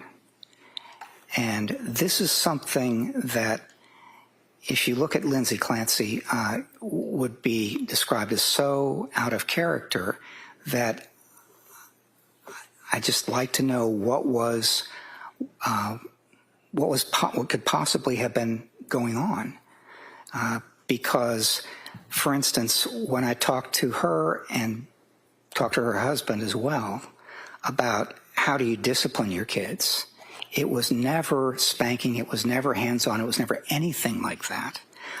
They both felt bad when they yelled at the kids. So it was one of those things that to imagine her doing something like this is really seems so out of character that I thought it was very important to try to figure out why it might have happened. So this is how I approached it. The other thing about the why question is it could well be something that is valuable to know when we're thinking about whether she understood that something was wrong, or when she was thinking about whether she could conform her conduct to the requirements of the law or control herself. The why question seemed important. So if I could have the next slide. Sure. And in evaluating the why, did you come up with 2 possible explanations? I did, yes, which is on this slide. And so can you explain that, please? I can, yes. There are a number of reasons in my experience why people harm one another, why people kill one another. And most of these reasons ended up not applying to Miss Clancy. I mean, it wasn't job related. She wasn't in the military or the police. It didn't have to do with money or property or fame or anger or being callous or abusive or being afraid or doing it himself. None of those there was any evidence for. But there were a couple of things that started to have some evidence for, and this is what it looked like. One is the psychosis, the possibility that she had a severe mental illness, experiencing hallucinations, delusions, that sort of thing. And as part of that, on January 24th, experienced those symptoms that we're going to talk about in a minute. And I'm calling that the first bullet point there, acute psychosis with command hallucinations. The second possible explanation was as part of an attempt to take one's own life, as part of a suicide, one might harm one's children if you thought that would prevent them from suffering. And let me see if I can give you an example of that. If one of us were to learn, and we had no doubt in our mind that the Holocaust was coming tomorrow, and we thought that was going to be awful, and I can't live through that, and so I'm going to take my own life. If I had children, the question might come up, do I take them with me? Do I take their lives as well? Now, I'm not saying that I would definitely do that, but what I'm saying is that it would come up as a possibility in what I thought about. And so there ended up being, in my mind, 2 possible explanations for why she did what she did. The first being the acute psychosis with command hallucinations, and the second being this was a serious suicide attempt, and she wanted the children to be with her so she wouldn't be separated from them, and so they wouldn't have to suffer after she was gone. Now, in a minute, I'm going to talk about the evidence that I saw supporting each of those, but I will tell you right now, in advance of talking about that most of the evidence that I saw supported the second one and not the first. And so, Doctor, if we could go to the next slide and you could talk to us, tell us what evidence you saw for acute psychosis with command hallucinations. Yes. The first was, that's what she said. I asked her that question, and that's the way she explained it happened. She said, sometime on the afternoon of January 24th, 2023, that she heard a voice, and the voice said, "This is your last chance. You have to kill the kids so you can kill yourself." If she actually heard a voice like that, that would be evidence of psychosis being experienced and what we call command hallucinations, where the voice is instructing her to do something. There were some other possible things that made me think that it could be a severe mental illness that she was experiencing, and two in particular. One was thinking that others might know her thoughts. Now, this is something that is a symptom of psychosis called thought broadcasting if it's experienced in a certain way. In thought broadcasting, if I'm experiencing that, I literally have the idea that if I'm thinking it, you can hear what I'm saying, just as if I were putting it on the television or podcast or a movie or whatever. It's just coming out that way. I asked her about that, and she said, and other people asked her about that too, and she said it was not thought broadcasting, but these were very vivid thoughts, and she thought that it might be that people could hear them as vivid and strong as they were. The second possible symptom is that thinking police might take her children. Now, in some of the records I saw people saying, "Wow, this looks like a paranoid delusion to me." And I will tell you that it didn't look either paranoid or like a delusion to me. And here's why. I'm a healthcare professional, and that means that in Pennsylvania and every other state I know, I'm a mandated reporter. If someone tells me in therapy or in an assessment that they think that a child is going to be injured or severely hurt or that might happen, then I'm required by law to contact Child Line in Pennsylvania. Ms. Clancy is a labor and delivery nurse. She's a healthcare professional as well. And so it's one of those things where if she had said to a psychiatrist, psychologist, anyone providing treatment, that she thought she was experiencing ideas like she might harm her kids, she would know as a mandated reporter that they were legally required to report that. Now, that might not mean that the police would literally come and take her kids away, but it would mean that there would be an investigation. She would have to answer questions, and it might be that for a period of time she would be separated from the children.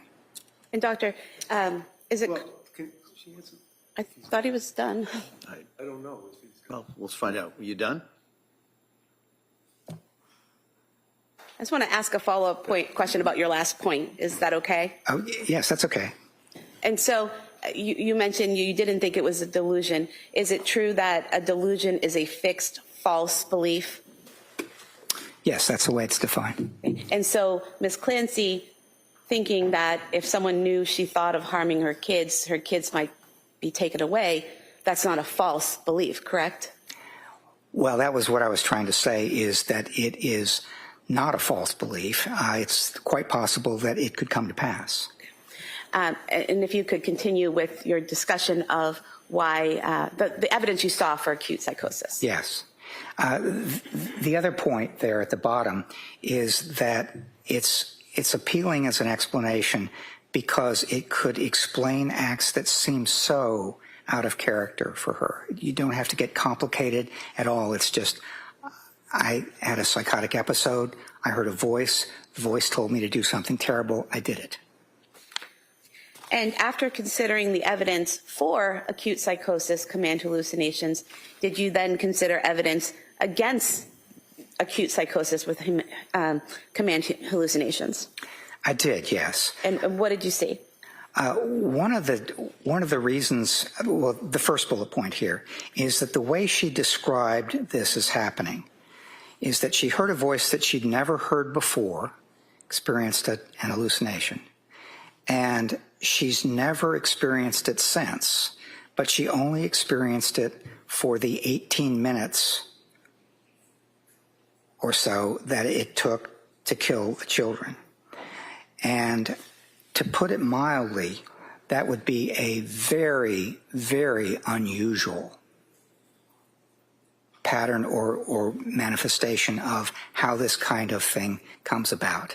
Very unusual. I've been doing this kind of evaluation for many, many years, and I'm always very careful when someone tells me that they experienced a symptom only during the course of committing an offense.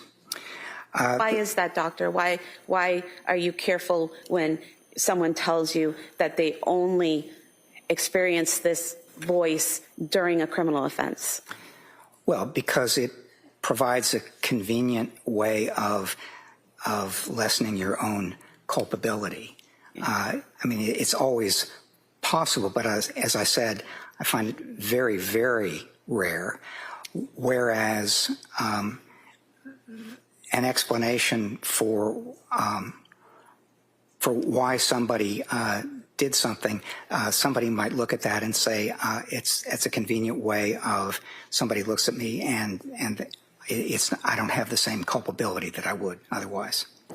And what was the next part of evidence that you saw against acute psychosis?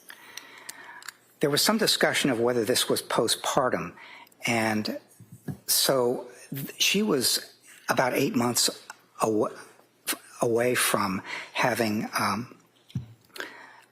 given birth to Callan, her youngest child, and most of the explanations, or most of the sources of authority like DSM-5 or the Cleveland Clinic will point to maybe 1 month after birth or 2 months after birth or something like that. But the farther away you get time-wise from the birth, the less likely it is, under those kinds of authority, to be postpartum. Now, it could be something else.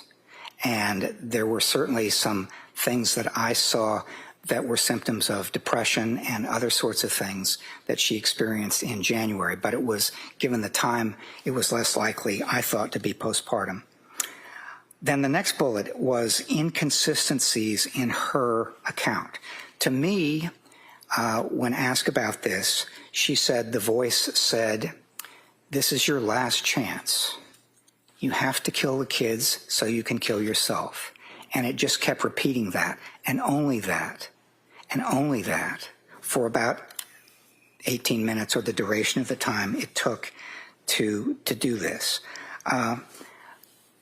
There were other times, though, for instance, when she was in the hospital after this happened and was talking to a psychiatric attending, when she said that the voice had said other things, for example, the children will suffer without you, or you have to take the kids with you, or things like that. So inconsistency is important because it suggests inaccuracy. In other words, which version is accurate? Is it the first? Is it the second? Is it neither? I mean, here it couldn't be both, because she said, I only heard this. To some people she said that, and then I heard this plus this. To other people she said that. So, doctor, if she had said to a third person that it was a different version, such as you have to kill the kids so you can kill yourself because there's a danger to you and the kids, would that be a further consideration of the inconsistencies? Objection. Yeah, overall. Yes. the more inconsistency there is. Can we have a basis for that, at least? He's asked as a hypothetical? Hypothetical, yes. I'll allow that. So it's not based on evidence, it's a hypothetical. It's a hypothetical. You might have to repeat the question. So if the person has a third version of what happened, what the voice said, and what the reasons the voice gave, would that be important in your assessment as well regarding inconsistency? Objection. It's speculation, it's not based on evidence, and there's no foundation for a hypothetical question. Why don't you just ask it as the hypothetical? You know, assuming this, and you go that way. Doctor, a hypothetical question for you. Assuming that a person has already given two versions of a voice, what the voice said for them to do, and then gives a third version of what the voice told them to do, would that be significant to you in assessing the inconsistencies? Objection for the record. Yeah, overall, go ahead. What I would say is the more inconsistency there is, the more problematic I find it to take any one particular account and say this is the accurate one. And then what other evidence did you find against acute psychosis?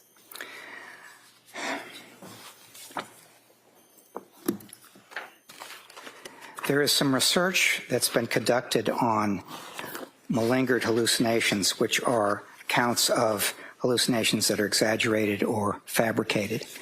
And I found it useful to look at that research and see what it suggested and kind of lay it out there in terms of the way she described it.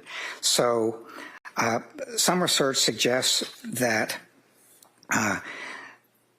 that one consideration is whether the voices are internal or external, whether they're coming from your own thoughts or whether they're coming from outside of your head.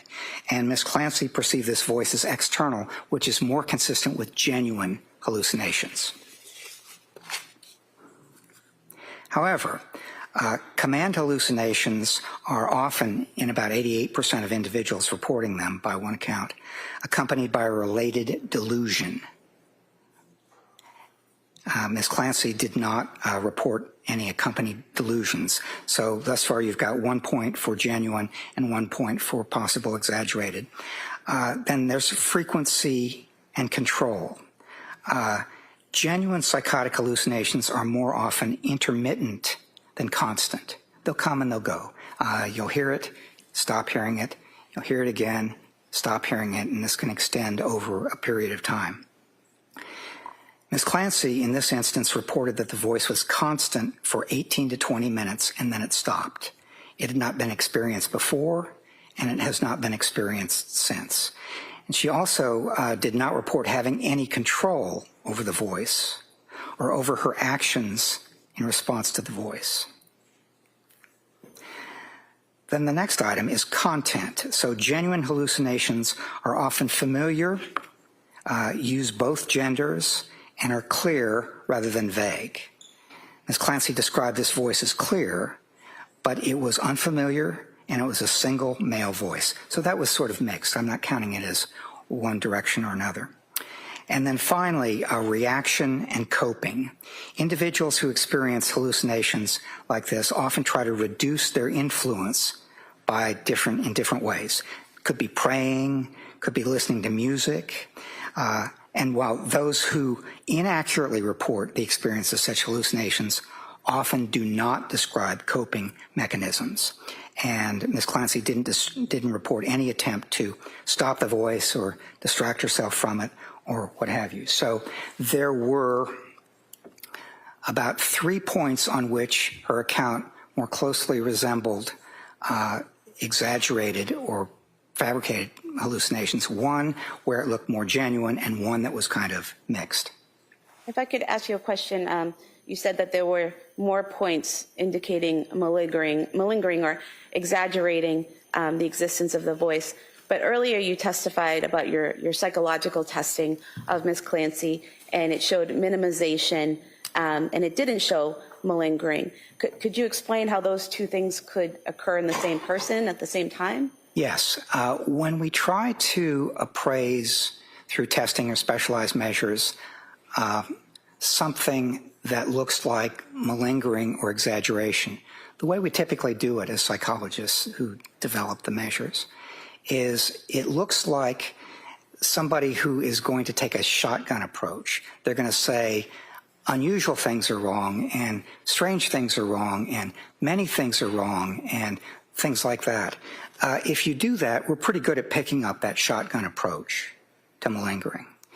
But if I ask you a bunch of questions and you answer them almost entirely in a genuine way, that you're being as accurate as you can, except with one exception, when I ask you about one experience or one symptom and you exaggerate or fabricate that, it's we can't pick that up through our testing.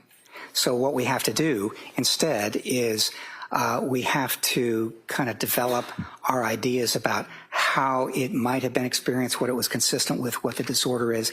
We take a broader approach, which is what I've tried to do in talking about this. We'll go to the next slide, please. And was there further evidence against acute psychosis?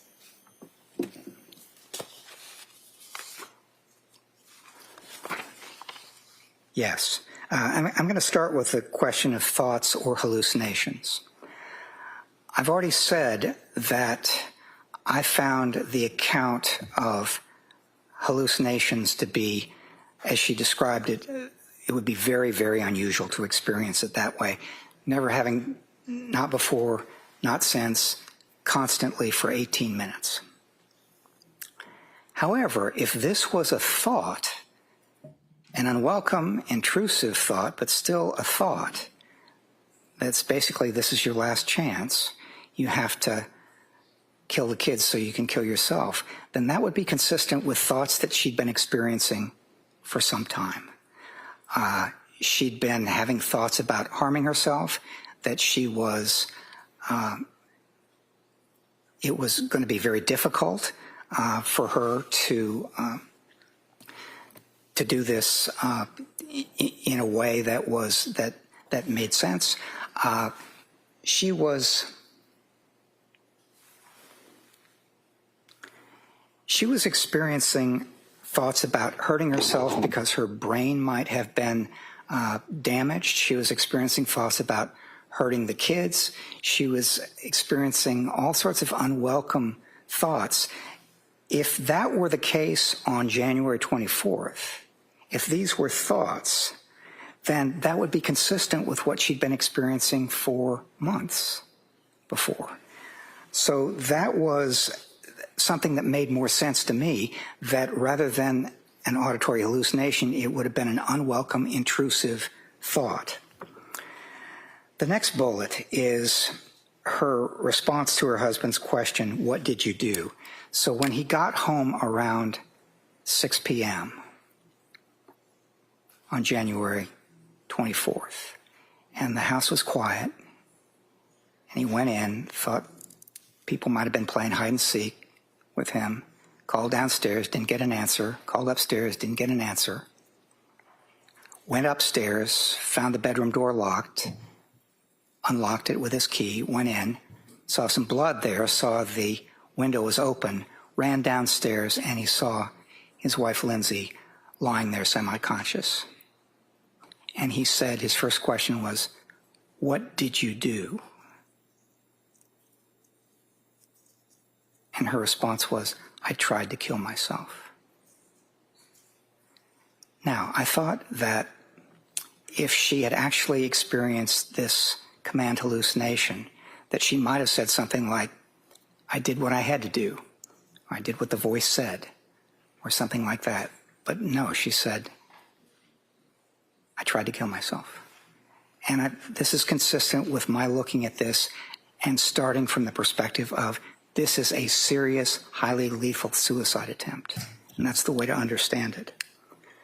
And then the last bullet point has to do with the recovery of memories. So when she regained consciousness that night in the hospital, one of the things she said is that she wasn't able to remember what had happened. And she was informed of it, but if this had been a genuine memory loss, then human memory is funny.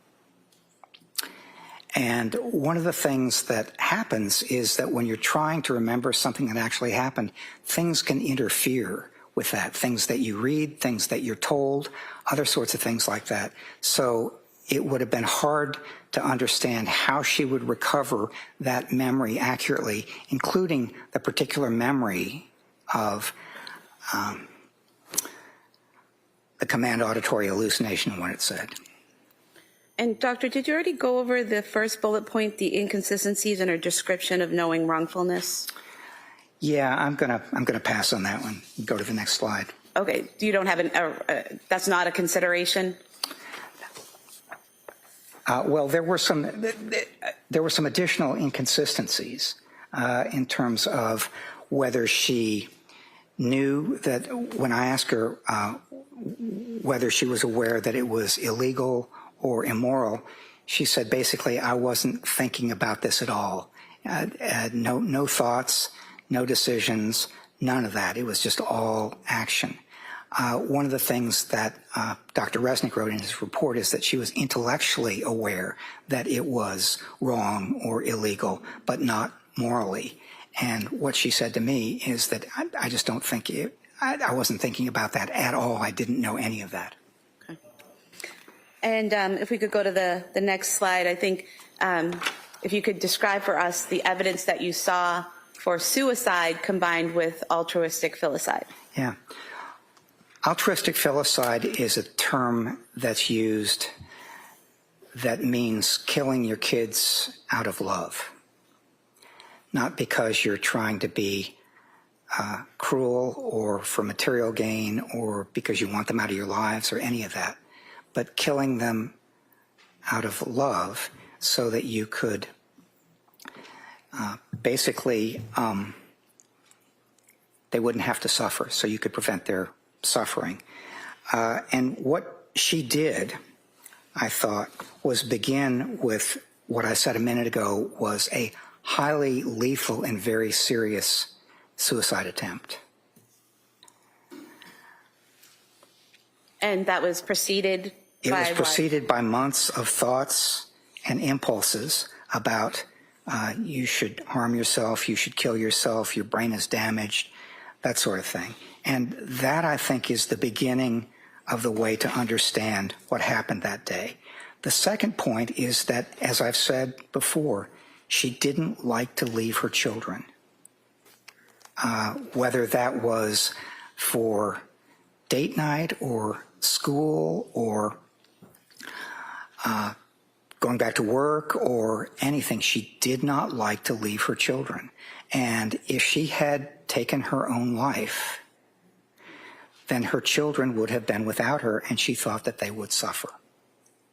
And she'd been having these thoughts both about herself and about her children over a several-month period. And the other thing that I will say is that she was in pain. She was suffering. She was doing a little bit better than she had been before she went into McLean. But she was still in pain. She was suffering. I think she was even desperate. And that is something that is often characterizes people who try to take their own life. They're in pain, they're suffering, and they're trying to put a stop to it. And I think when she decided at some point that she was going to put a stop to it, then she had to answer the question of what to do about the kids.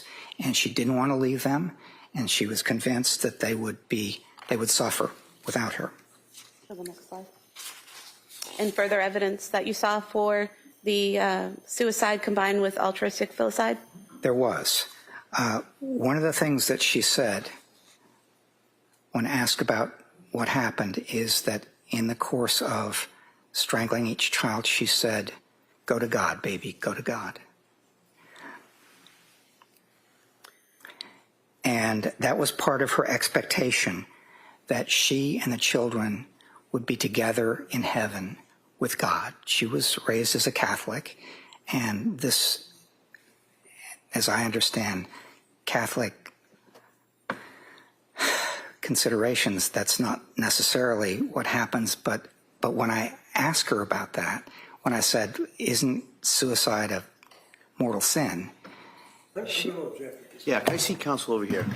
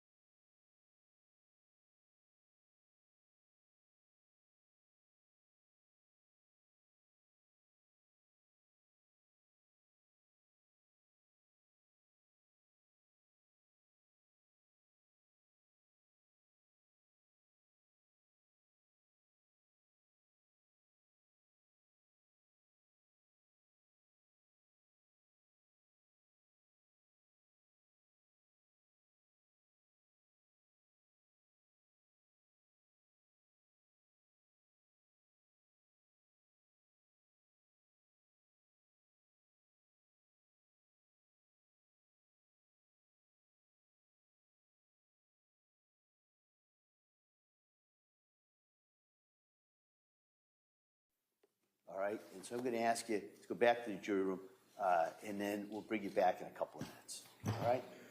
Court, all rise. Jury, time closed, no votes. Stage, please. This way.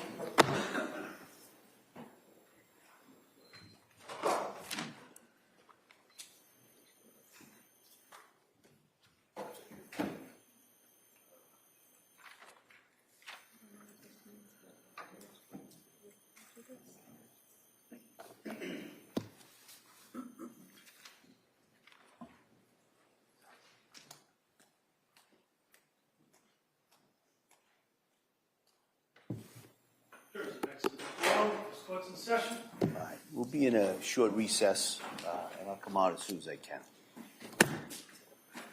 Court, all rise.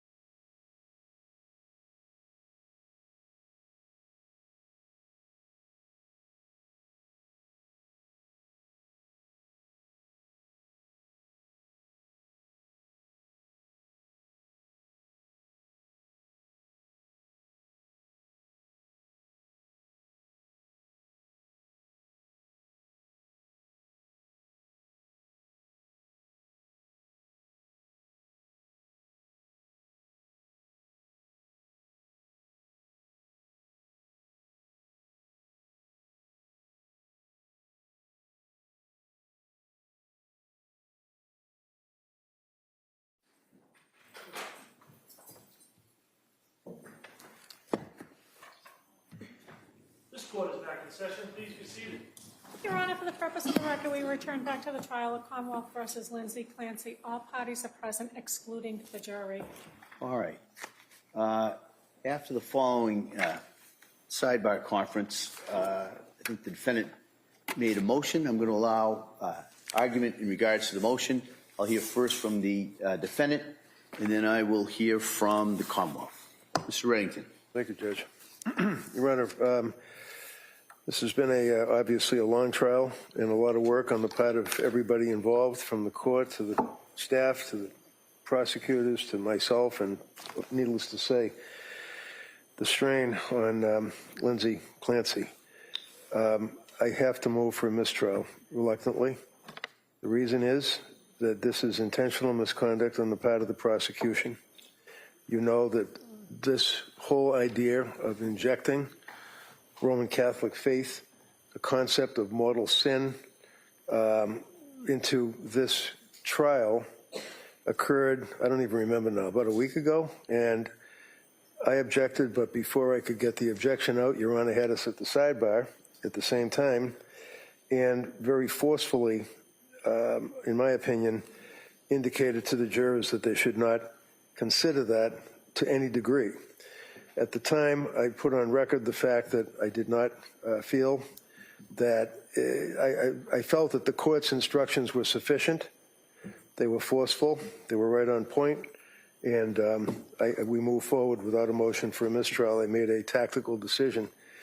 But unfortunately, at this point, it's a concern I have because this is just over the top. It's the same thing again, talking about religion, talking about heaven, talking about killing people and the impact or the effect that it would have on Lindsay as well as her children.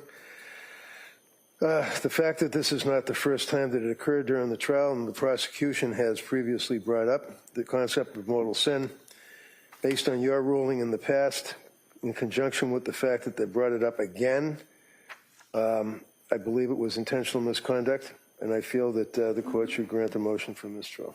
All right, thank you. Commonwealth? Thank you, Your Honor. The question I asked the witness did not ask for any testimony about religion, about Catholicism, about mortal sins, or anything like that. And the slide is still up on the screen. There's nothing on the slide about Catholicism, about mortal sins, about any of that. The witness was explaining his reasoning. I don't think it was intentional on part of the witness either. If we look at his interview of Ms. Clancy, one of the things that this witness has to do is determine whether the defendant knew the wrongfulness of her conduct. And that can be either that it was criminally wrong or morally wrong. And he explored that with her in the interview and asked her about whether she knew it was legally wrong, and she said she had no concept of legal consequences. And then he went on to ask her about moral wrongfulness and about her religion and whether she knew it was morally wrong, and she did say that she had knowledge that suicide was considered sinful. So I believe that's where the witness was going in trying to explain his reasoning. I don't think he was intentionally trying to inflame the jury or cause an issue in this case. I know I certainly wasn't, because I didn't ask a question about her religion or a question that would invoke that kind of response. I asked him to explain what was on the slides, and that's not on the slides. So there was no intentional conduct by the Commonwealth. That was not where I intended to go with this questioning, and I don't think that the witness intended to do any harm either. He was just explaining his rationale. So I would ask that the jury be instructed to disregard the answer, and I can speak to the witness and tell him not to talk about that reasoning for behind his thoughts, that he can testify about his conclusions, but to leave that portion of his reasoning out of his testimony. Well, here's a concern I have, is what the witness did say in regards to go to God, baby, go to God. That was statements that had been made in evidence already. And then he indicated that was part of her expectation, that she and the children would be together in heaven with God. All right. Now we're getting a little closer to problematic area.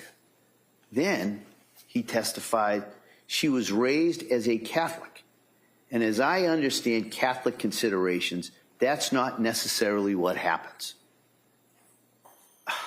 How is any of that proper at this point? But it was not, well, I'm not going to declare a mistrial at this time. What I am going to do is I'm going to bring the jury in. I'm going to tell them to disregard it. I'm going to tell them that's an inappropriate area of inquiry and that this witness's understanding of Catholic dogma or Catholic teaching is irrelevant. There's no evidence of his background or training or having been to the seminary or any of that.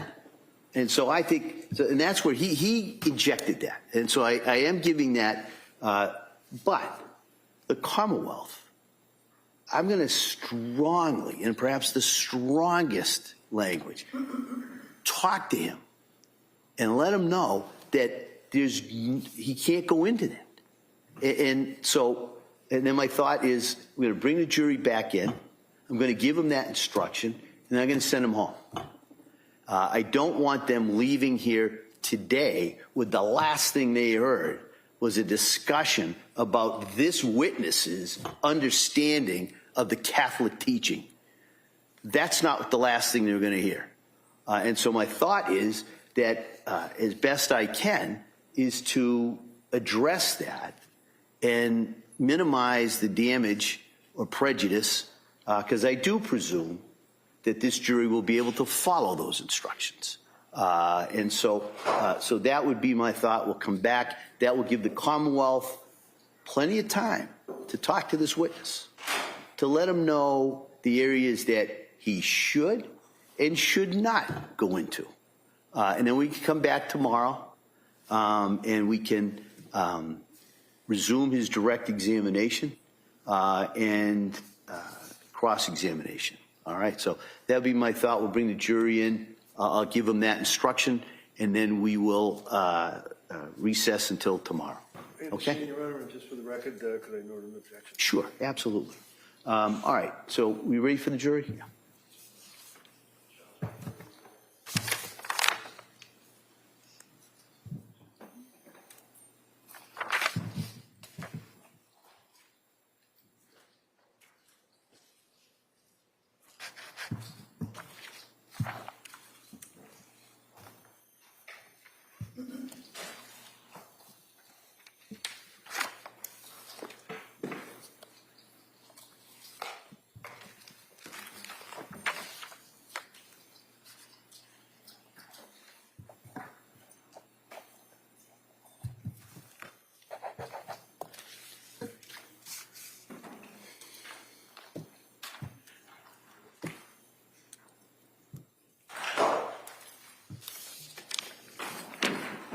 Cora, all rise.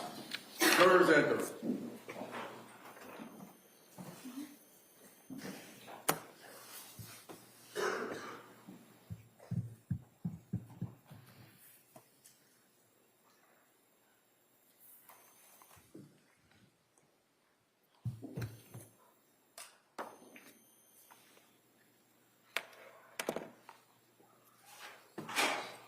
This court's now in session. Please be seated. Your Honor, for the purpose of the record, we return back to the trial of Commonwealth versus Lindsay, Clancy. All parties are present, including the defendant and including the 18 jurors. All right. Well, members of the jury, just before we broke, there was some testimony from that last witness. And I just want to give you some instructions in regards to that testimony. And I just wanted to let the religion that the defendant was raised with is absolutely an inappropriate area of testimony. It is to be stricken. It is not to be considered. I can't be any more clear of that. It cannot be considered. Secondly, the witness's understanding of Catholic teachings and considerations, again, is immaterial, it's irrelevant, it is to be disregarded based on that testimony. All right? And so, because we had a little bit of a delay due to this, what I'm going to do is I'm going to excuse you until tomorrow. All right? And so the thought is we'll come in, we'll finish up with this witness. I believe the Commonwealth has another witness at that point, and then we'll talk about where we go. I apologize for any kind of confusion or delay, but I just wanted to make sure you had those instructions with you when you left here today. All right? So, I'm sorry, so I'll see you tomorrow. Thank you. Court, all rise. Jurors, kindly close your notebooks. Place them on the chairs. This way, please.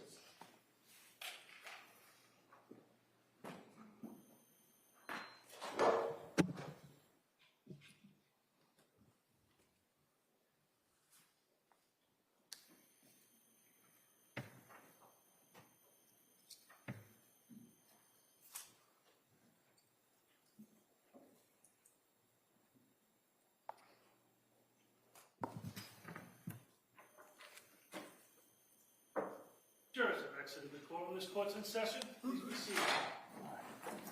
Hi. Counsel, one more time. Can I see it sidebar?